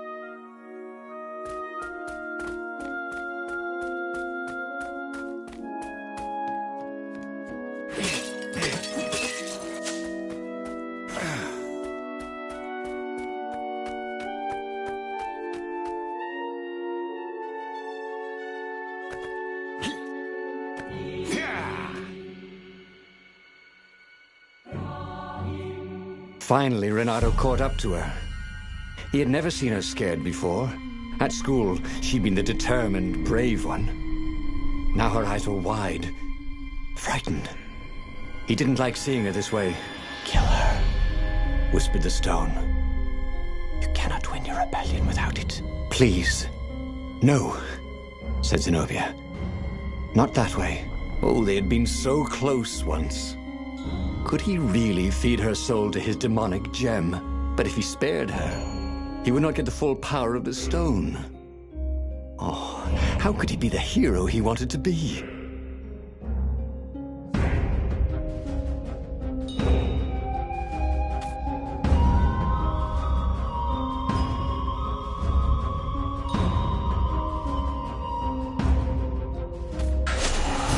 With a flick of his wrist, he slashed Zenobia's throat.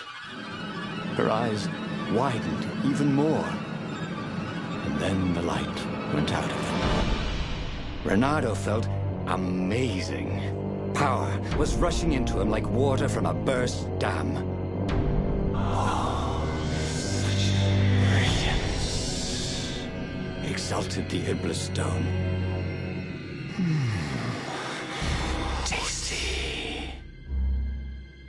Renato returned to the Farfarer and set a course for the Nexus. The Empire had a communication outpost there. He could call the Emperor directly. It was time to seize the outpost and let the Emperor know what he had done.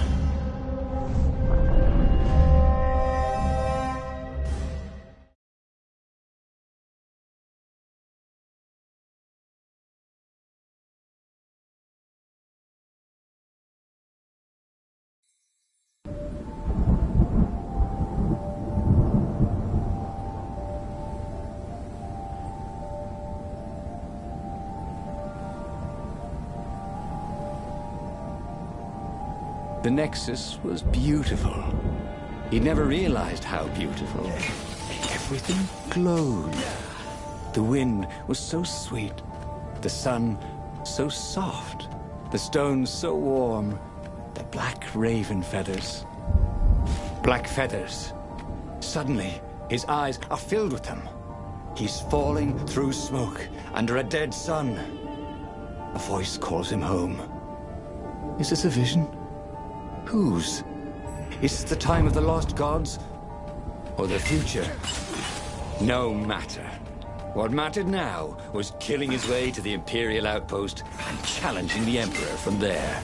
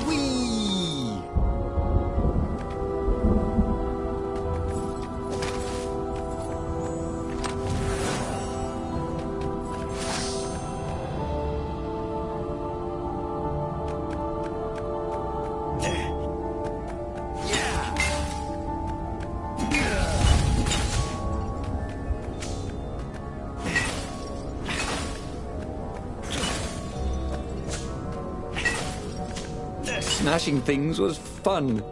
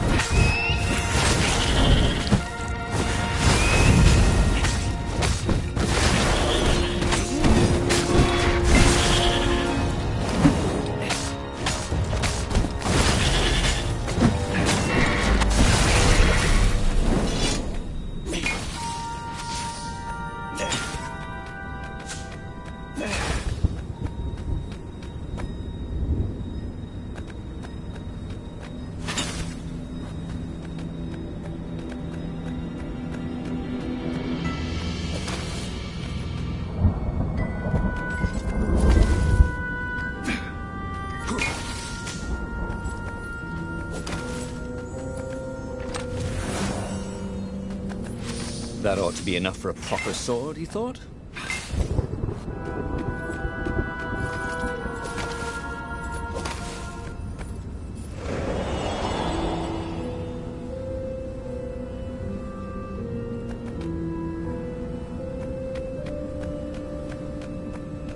Up ahead was Lapino. What was he doing here? Bernardo! Hey, buddy! Hey there, old buddy! Please don't kill me. Why would I kill you? Asked Bernardo, although he had been thinking about it. Well, you've become... look, I mean, no disrespect at all here. Kind of evil? Maybe you should, I don't know, go to the mountains to have a think? See if maybe you're sure the stone is not all that healthy a thing to keep? I suppose you wanted, Bernardo said, and poked Lapino in the chest for emphasis. Oh, had he just killed Lapino? Oh, damn it.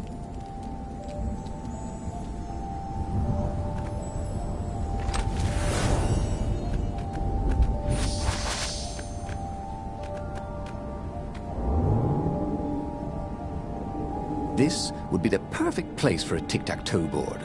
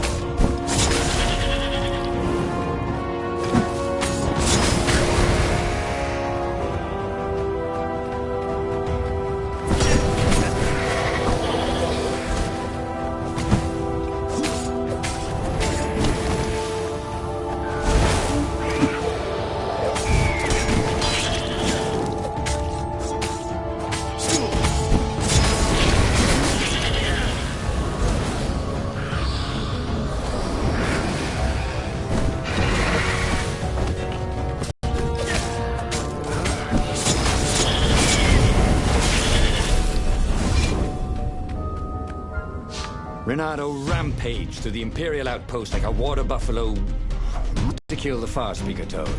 After all, he wanted a word with the Emperor. But there was only silence. The Emperor was scared, like little girl. Well, he would gather the rebel army and slaughter the Imperial fleet. Yes! Applauded the Iblistone. Tremendous. Then the Emperor would have to answer his Farspeaker, wouldn't he? Who are you? Asked a distant voice that sounded uncomfortably like Zenobia. What have you become? The mountains. Go to the mountains, urged another that sounded a bit like Lapino.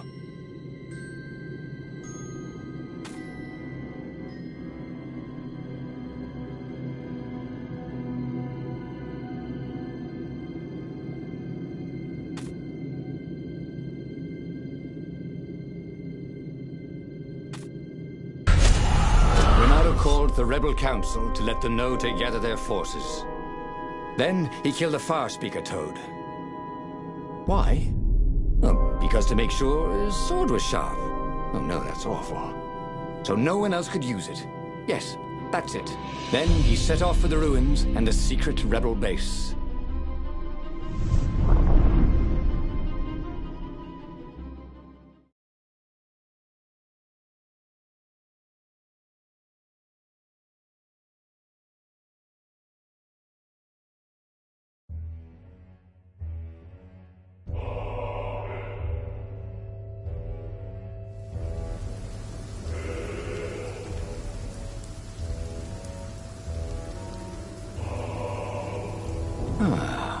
The ruins were crawling with ravens. Probably looking for the secret base, Renato thought. But then he realized they're probably looking for me. They must be very scared of me. Well, here I am!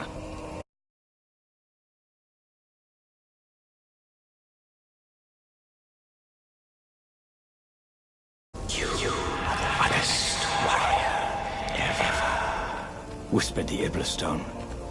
And he had to agree with it, for once. Who was as good as Renato?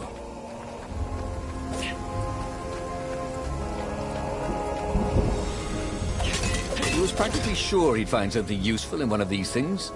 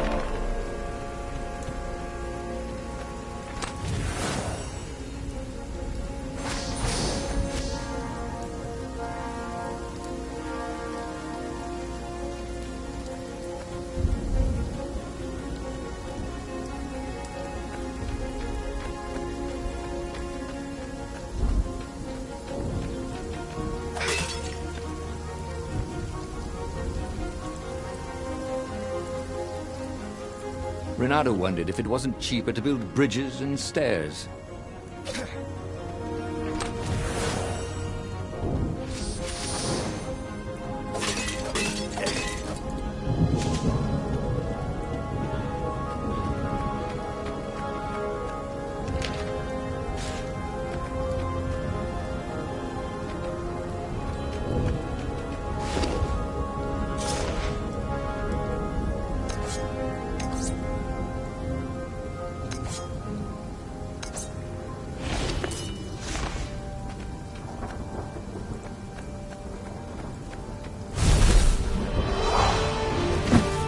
Oops, thought Renato.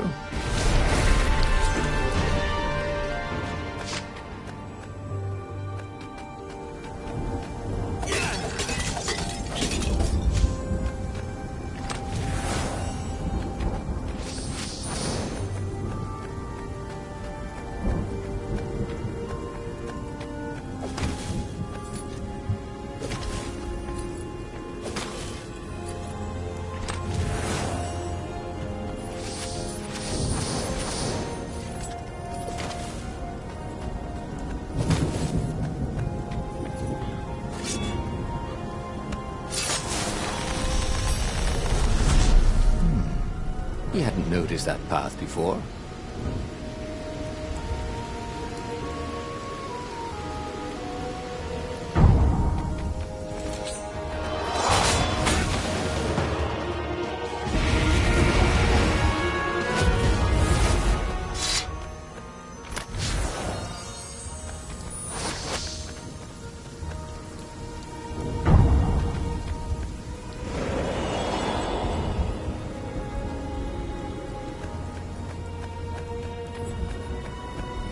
Hoped his hook didn't break.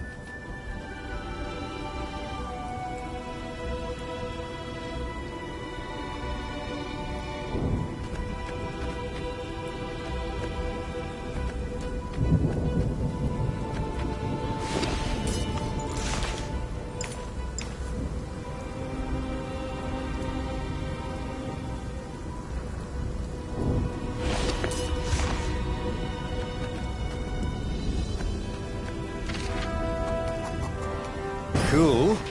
Wish I could do that.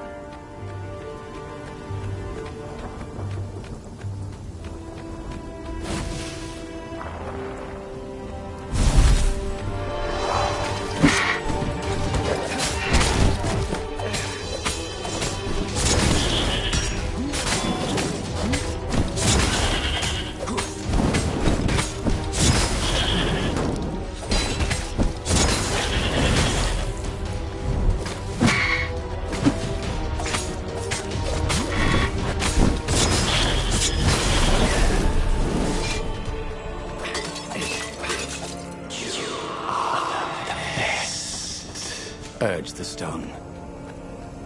Let me make you emperor. Come to think of it, Renato thought as he put down another raven, why shouldn't I be emperor? How did anybody get to be emperor anyway? By making war. I mean, not counting the transcendent emperor, obviously, who had banished the lost gods and started time. Yes, he should be emperor. He would make a great emperor. Right, Stone? Oh, right, boss.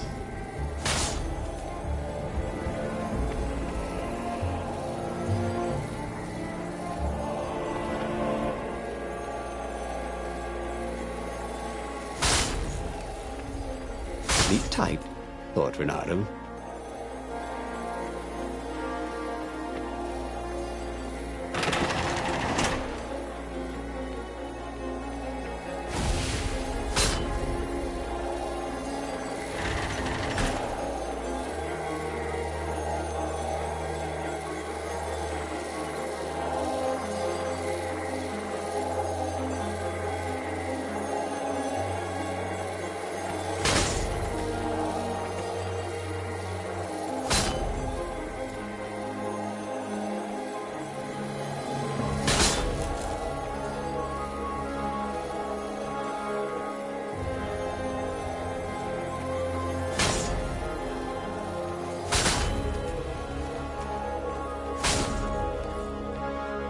As for the gate, well, he could take her or leave her. Sorry. It's best I could do.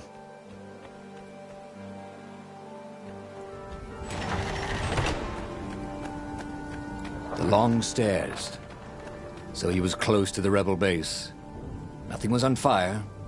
So far, so good.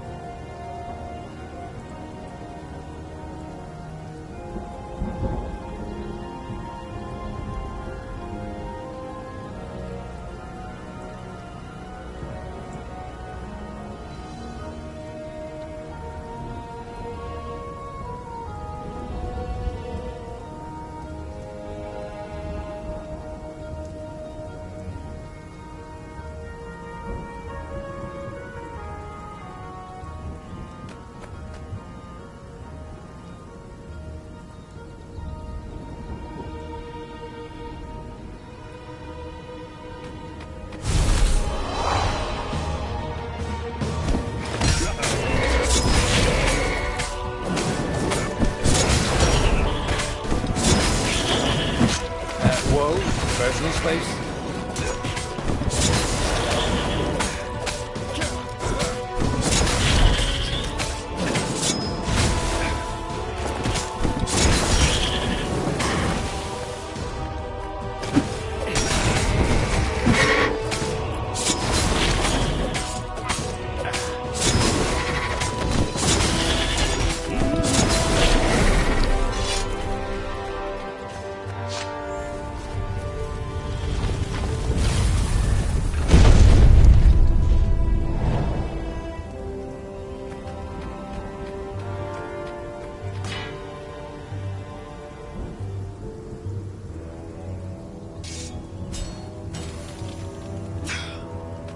Is a very cool sword, thought Renata.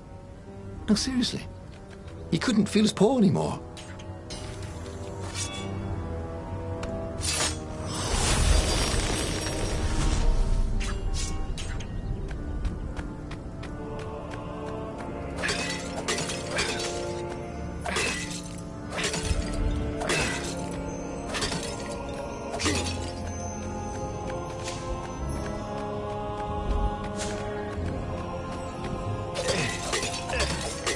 When Renato went to the china shop, for some reason the owner was always nervous.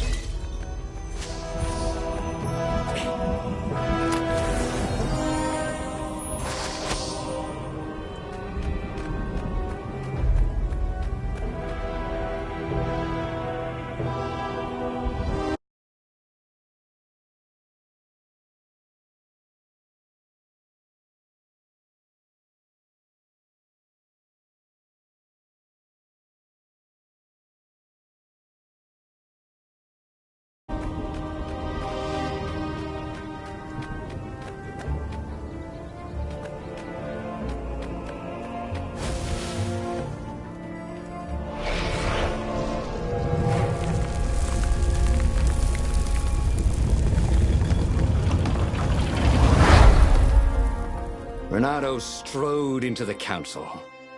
Let's do this thing. Let's make me emperor. They looked confused and nervous. Ah, had he mentioned the emperor thing? He meant to bring that up later. I mean, let's go win this rebellion. He waved his sword around encouragingly. They ran. Cowards. He'd stop them. He cut down a few to inspire the others. But soon, there was no one to cut down. Well then, he'd have to attack the fleet alone. More for me, he said. Unless it was the stone that said it. Traitors. Traitors, all of them. They'd run rather than following him, rather than cheering him. What should he do to the cowards? Anything he wanted to. After all, He was a true hero, the best warrior there ever was. No one could stop him now. But first, finish him. The Emperor, that is.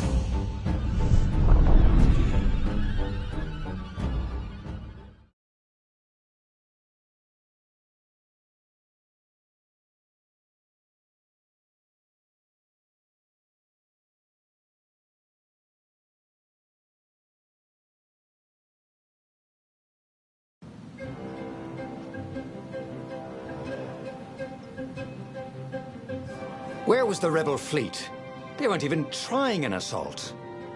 They were going to miss a day in history. The downfall of this dynasty, and a new one to take its place. He didn't have to kill all the ravens. He could enslave them, and enslave the toads too. All the animals would worship him as a god, for he had once been a god. They would willingly give him their blood and their souls. And the world would change, would become familiar again.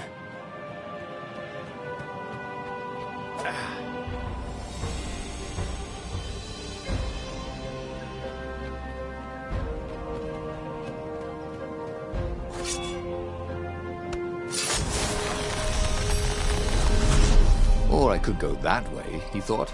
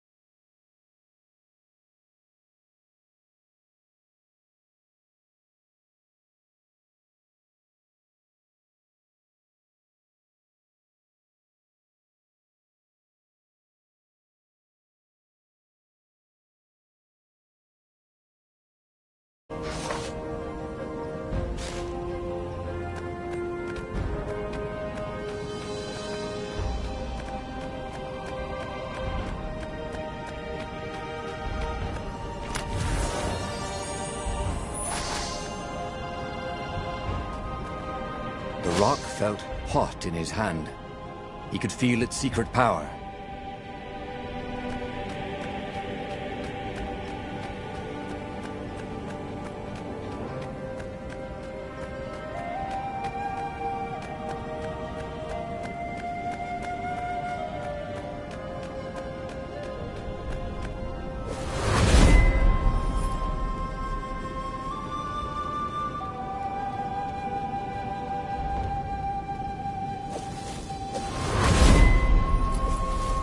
He was sort of yanking his own chain, wasn't he?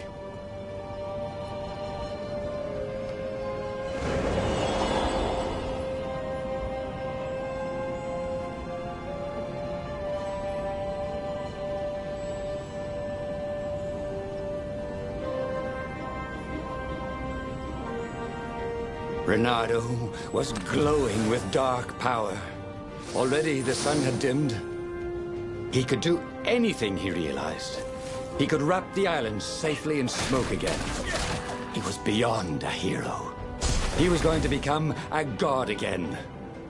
How odd, he thought, that the Iblis Stone had nothing to say about any of this. Well, no matter. Once he killed this petty Toad Emperor, he would bring back the Black Sun.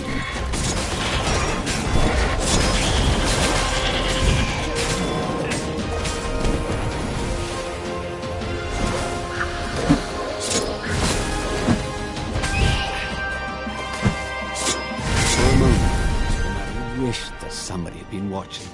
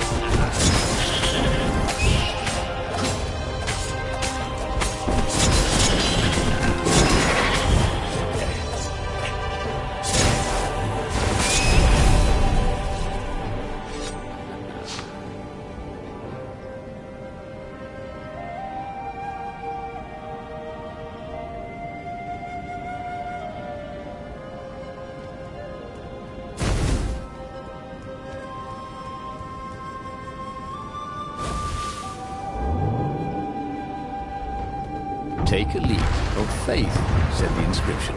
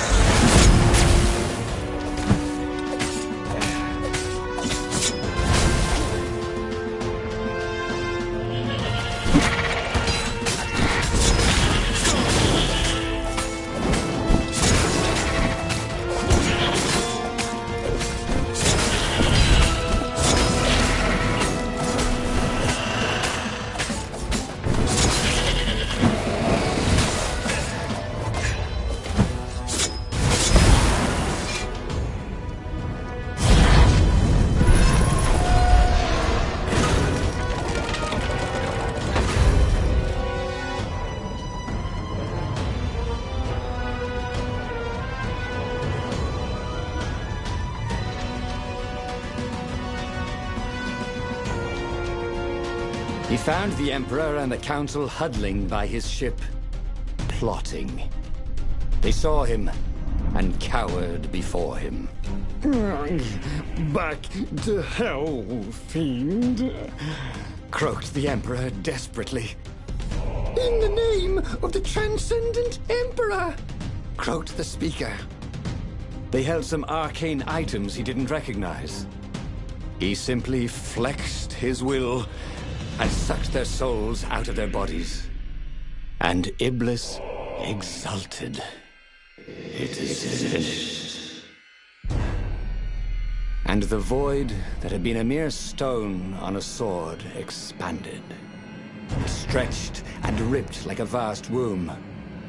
And a gaze, black and pitiless as the sun, passed through the void into the land.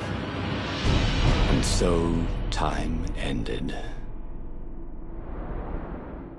Bernardo stared at the book. He was still alive. Again. And still only flying away from burning Ubar. Had he lived that adventure? Or only dreamt it? Had he really died? It felt so real, not like a dream at all. And he'd lost again. Oh, he hated that.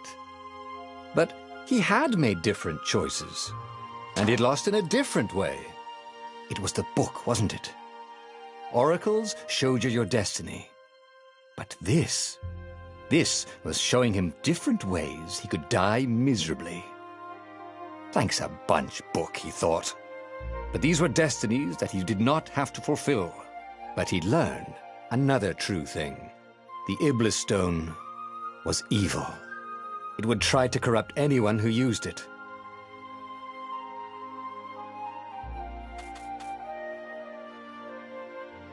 But that meant there must be a destiny where he survived and won, right? Otherwise, what was the point? And with that, the book's pages fluttered back once more to the beginning, and it was time to choose. Ravens were scouting for the secret rebel base. They needed it first. Bernardo knew that using it could go catastrophically wrong, but he was sure he could figure out how to use it safely. Also, a temple had risen out of empty desert. The Iblis Stone was hidden there. It was a dangerous artifact. It could corrupt its user into a bloodthirsty monster. Maybe he could find a way to use it, to take its power without surrendering to its wickedness. On the other hand, his old friend Lapino needed rescuing. Lapino was no game changer, but could Bernardo really leave an old friend to the Ravens? Every child knew about the Sky Ripper. The Transcendent Emperor had buried its pieces deep. And then, this Emperor's horrific sacrifices had brought it back to the surface. Bernardo wasn't exactly sure how to use the legendary weapon. But surely, there must be some way to do it without provoking another catastrophe. Had he, somehow, summoned the long-lost components of the legendary weapon out of the deep places of the Earth? It was more than Bernardo could fathom. But if he could find the legendary weapon, he would use it.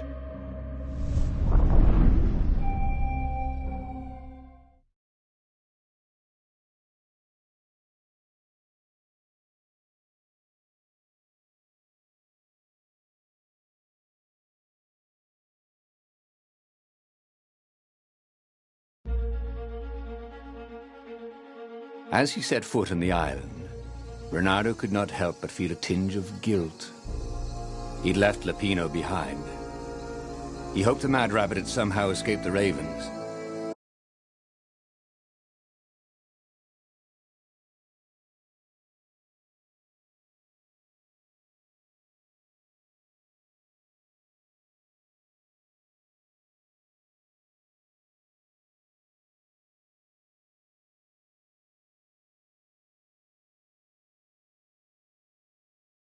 Hoped they hadn't eaten him. If they had, he hoped they hadn't eaten him alive. Why had he chosen the Sky Ripper? Bernardo never made plans that required constant vigilance. He was a hero. He didn't think too much. He just went with his gut and hoped it all worked out. The Sky Ripper was a long shot, He'd have to devote himself to it. No side journeys, no rescuing old friends. That was against his nature. Could he stick with it?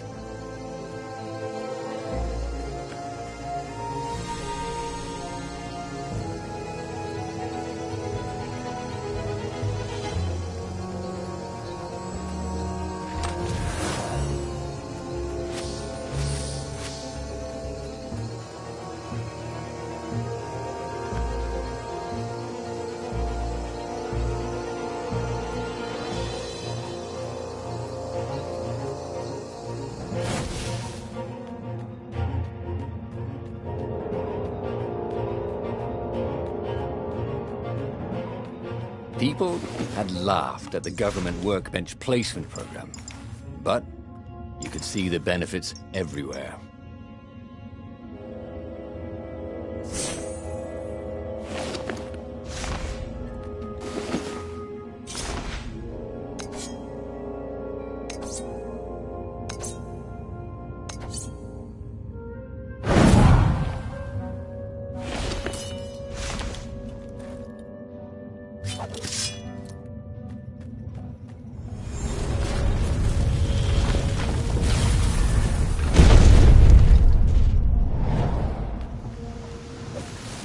Don't look down, he thought.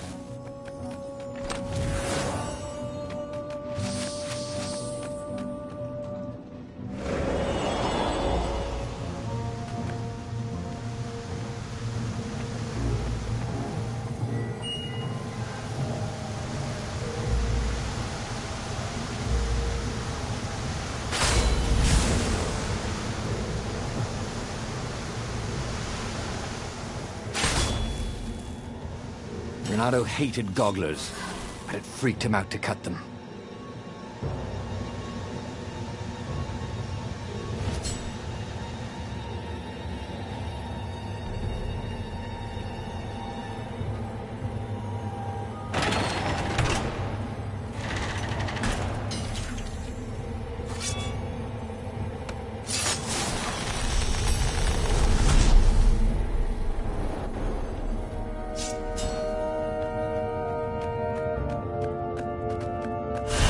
Before I kill you guys, Renato said, do any of you know where I can get a good smoothie around here?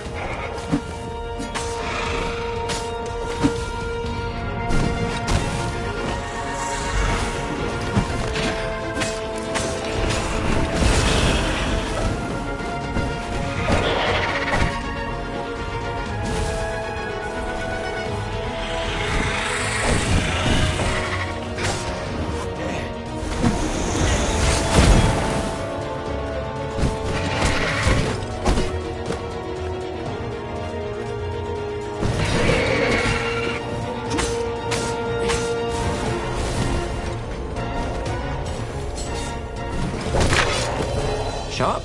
Check. Pointy? Check. Flexible? Check. What else do you need in a sword?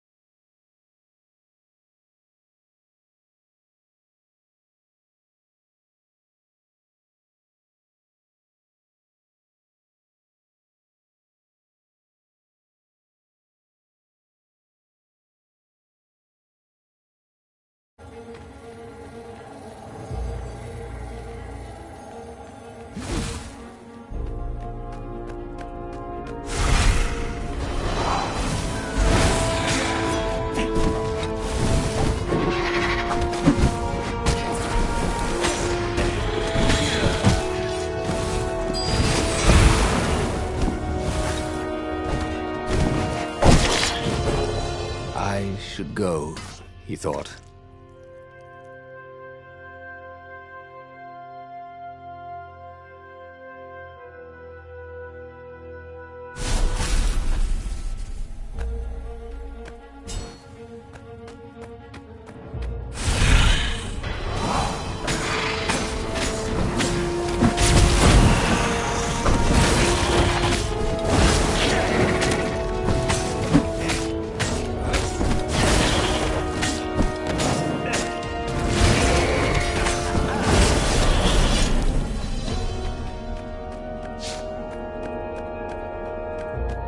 That had been his mistake before, thinking he could win a battle of wills with an ancient evil all by himself.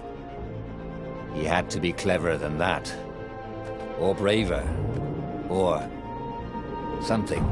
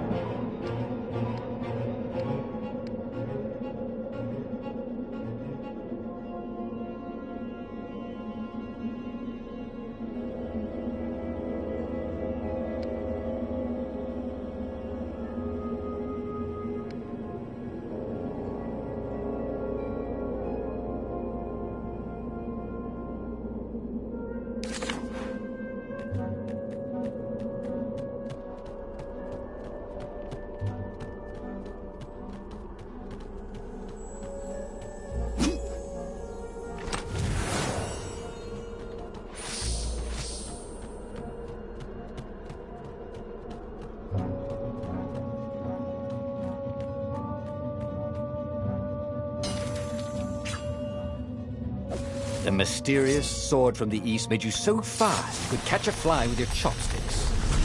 If that's what you really wanted.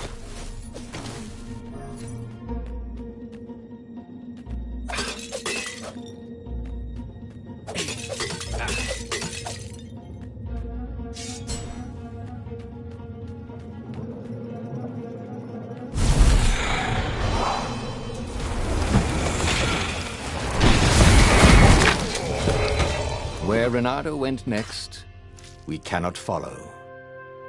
Yet.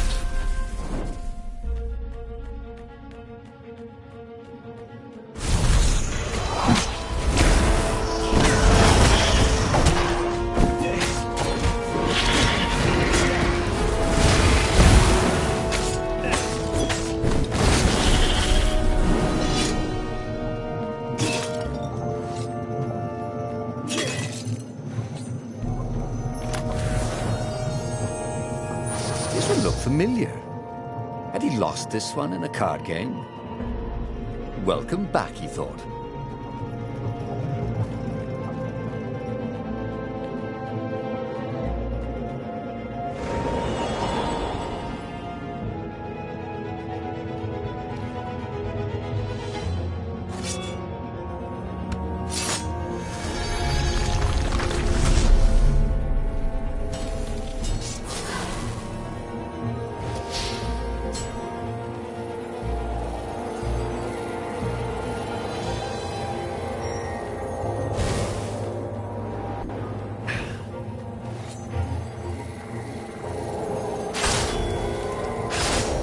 These things really slice like ham.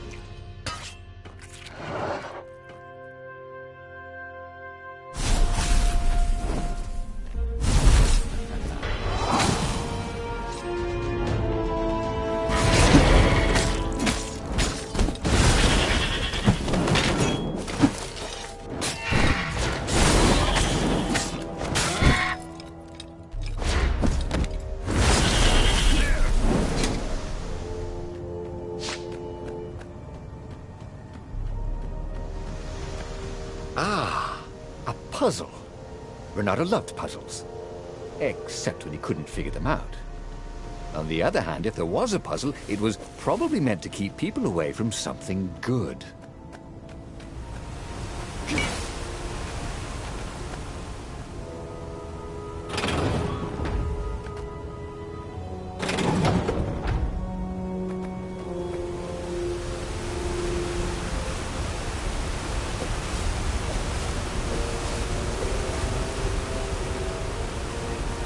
See? That wasn't so hard.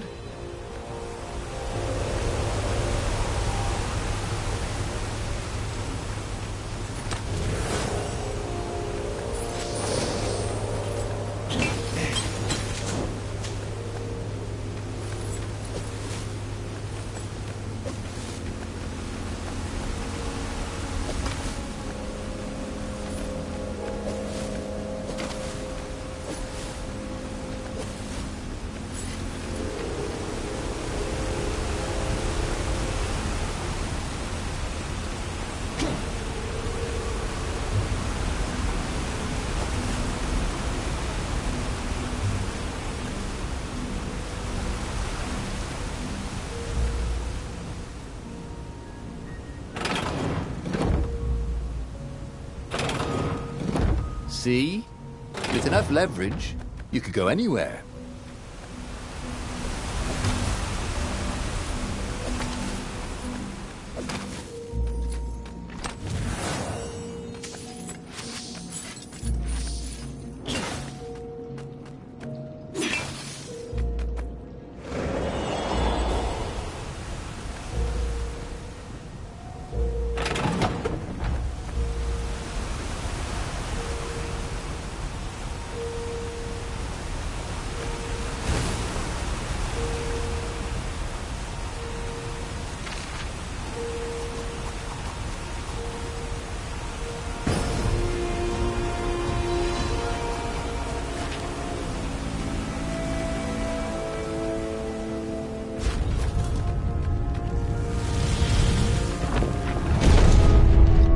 There it was. Skyripper's armature. The stuff that dreams are made of. Engineers' dreams, anyway. The device was intricate. No one alive had the skill to make a thing like it. How was it part of a weapon at all? He'd have to ask a scientist. But first, he'd get the second piece. Skyripper had a heart. A core that had come to rest on the next island. Well, there was another island he could reach. Zenobia had just invaded it with her father's Raven battalions. She must be encamped there still. But fighting Zenobia now, that made no sense at all. He'd already sacrificed one friend to get this armature, was it? He didn't need to hurry to face her. She would find him. It was a no-brainer. He'd sacrificed his old friend Lapino to get the armature. And the armature was useless by itself, only a series of coils and wheels. War demanded sacrifices, and he would make more before the end. He would have to choose the greatest good, no matter how much it cost him. Zenobia. Well, he would see her sooner or later, across a battlefield or a sword's point before all this was over. He was sure of that. The power was in the core. Obviously, he had to get the core.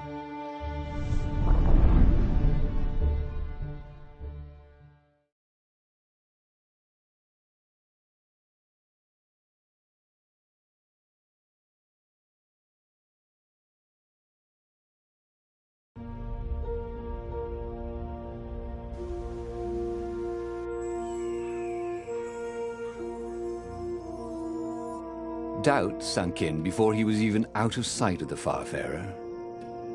Why had he chosen the Skyripper? It was the sort of path he'd always avoided. The path of responsibility.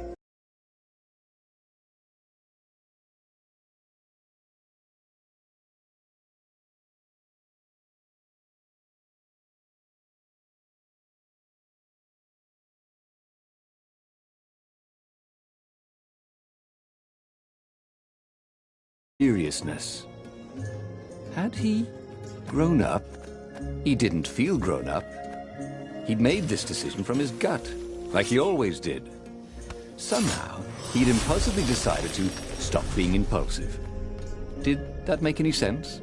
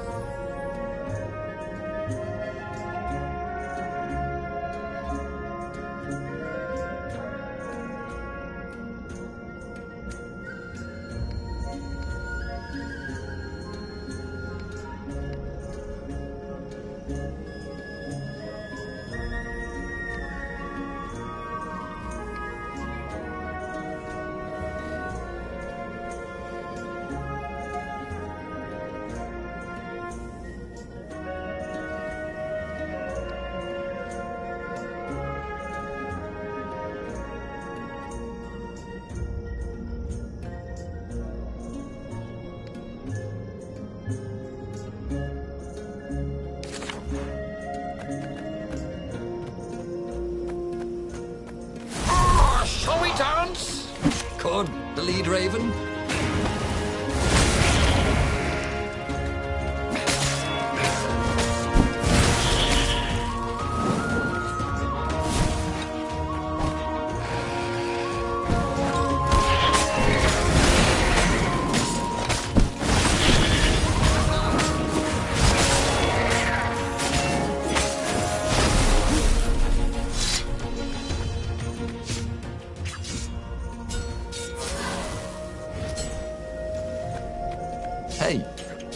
Hey, I'm a firefox, thought Renato.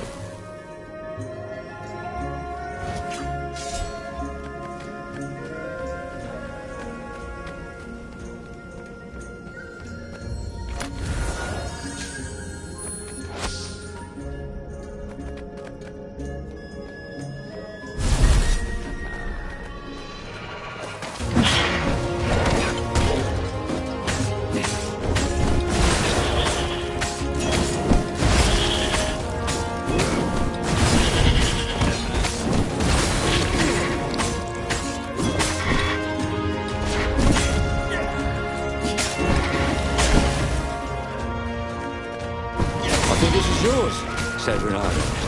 He couldn't hear his enemy's answer.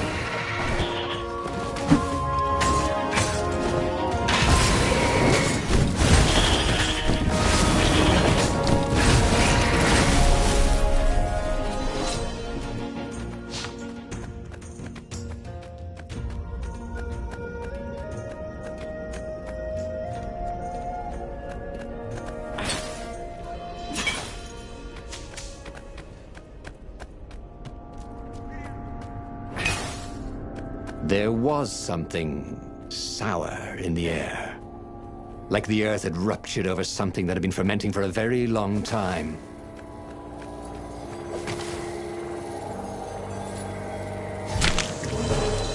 That could have gone better, thought Renato as he died.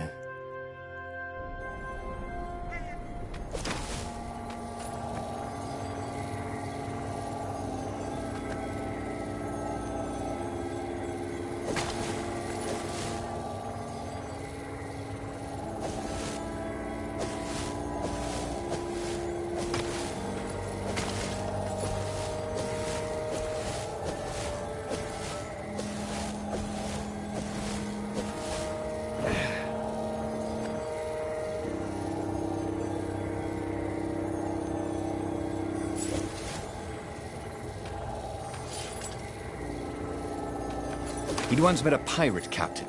He used hooks to get around his ship. Oh, what was his name again?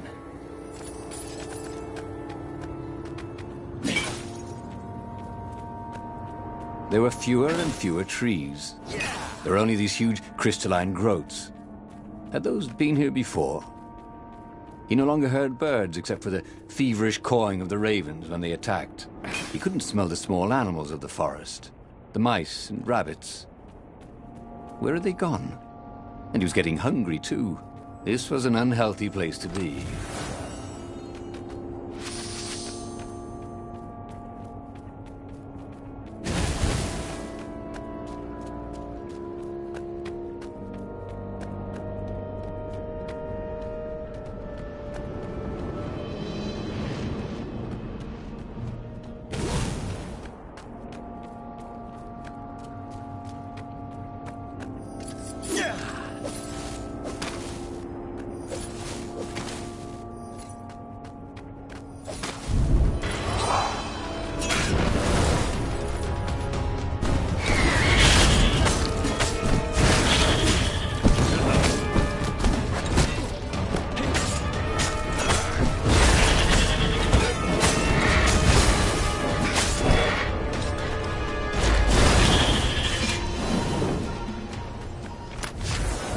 This chest contained blank passports from 15 countries.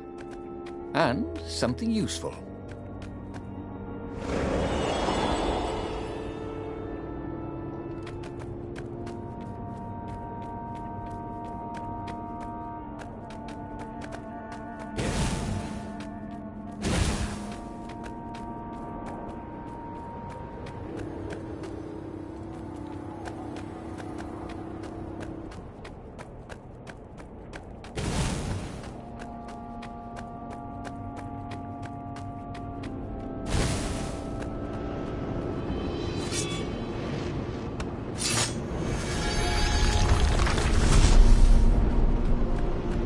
Of course there was a puzzle.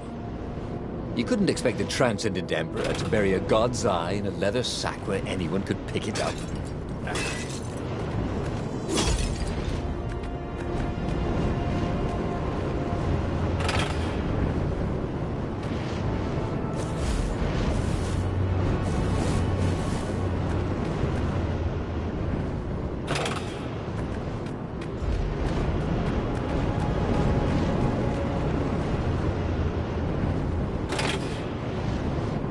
This couldn't be good for global warming.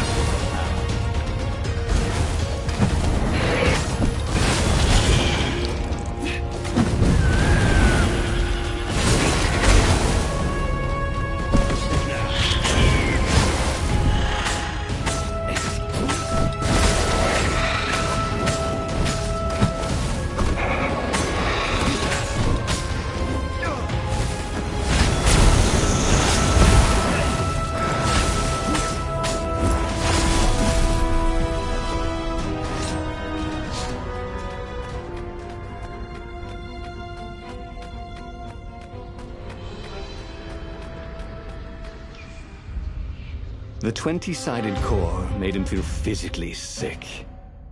Once he had sneaked into a temple of the dark arts, and he hadn't liked what he smelt and saw there. This felt like that. As quick as he could, he wrangled the icosahedron into the armature. The wheels began to spin, then glow. The sick feeling quickly spun away. Now he only felt sad. He had lost good friends for this war apparatus. He carried his prize back to the Farfarer. Now, he had to make his next move. There was a key Imperial outpost on the Nexus. If this really was some sort of superweapon, he could use it to wreak havoc on the enemy. And if it wasn't, well, better to know that before the final battle. But maybe he should show it to some scientists first. There was an observatory on the Nexus. Maybe he should go there before he fired it.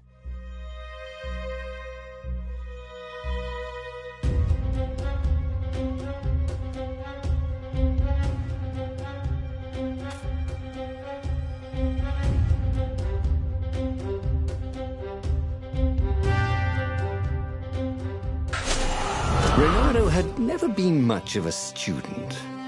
At Swordfu School, he'd never read the books, just looked at the pictures. And Zenobia. But weapons he understood.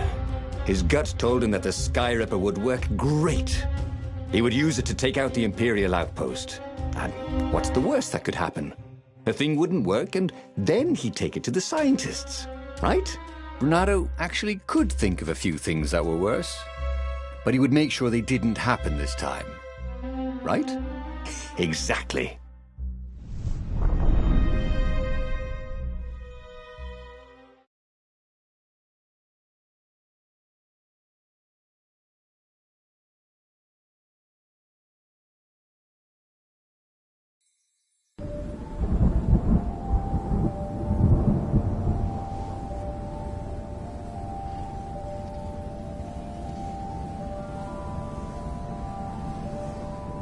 As he set out down the path, Renato wondered why the path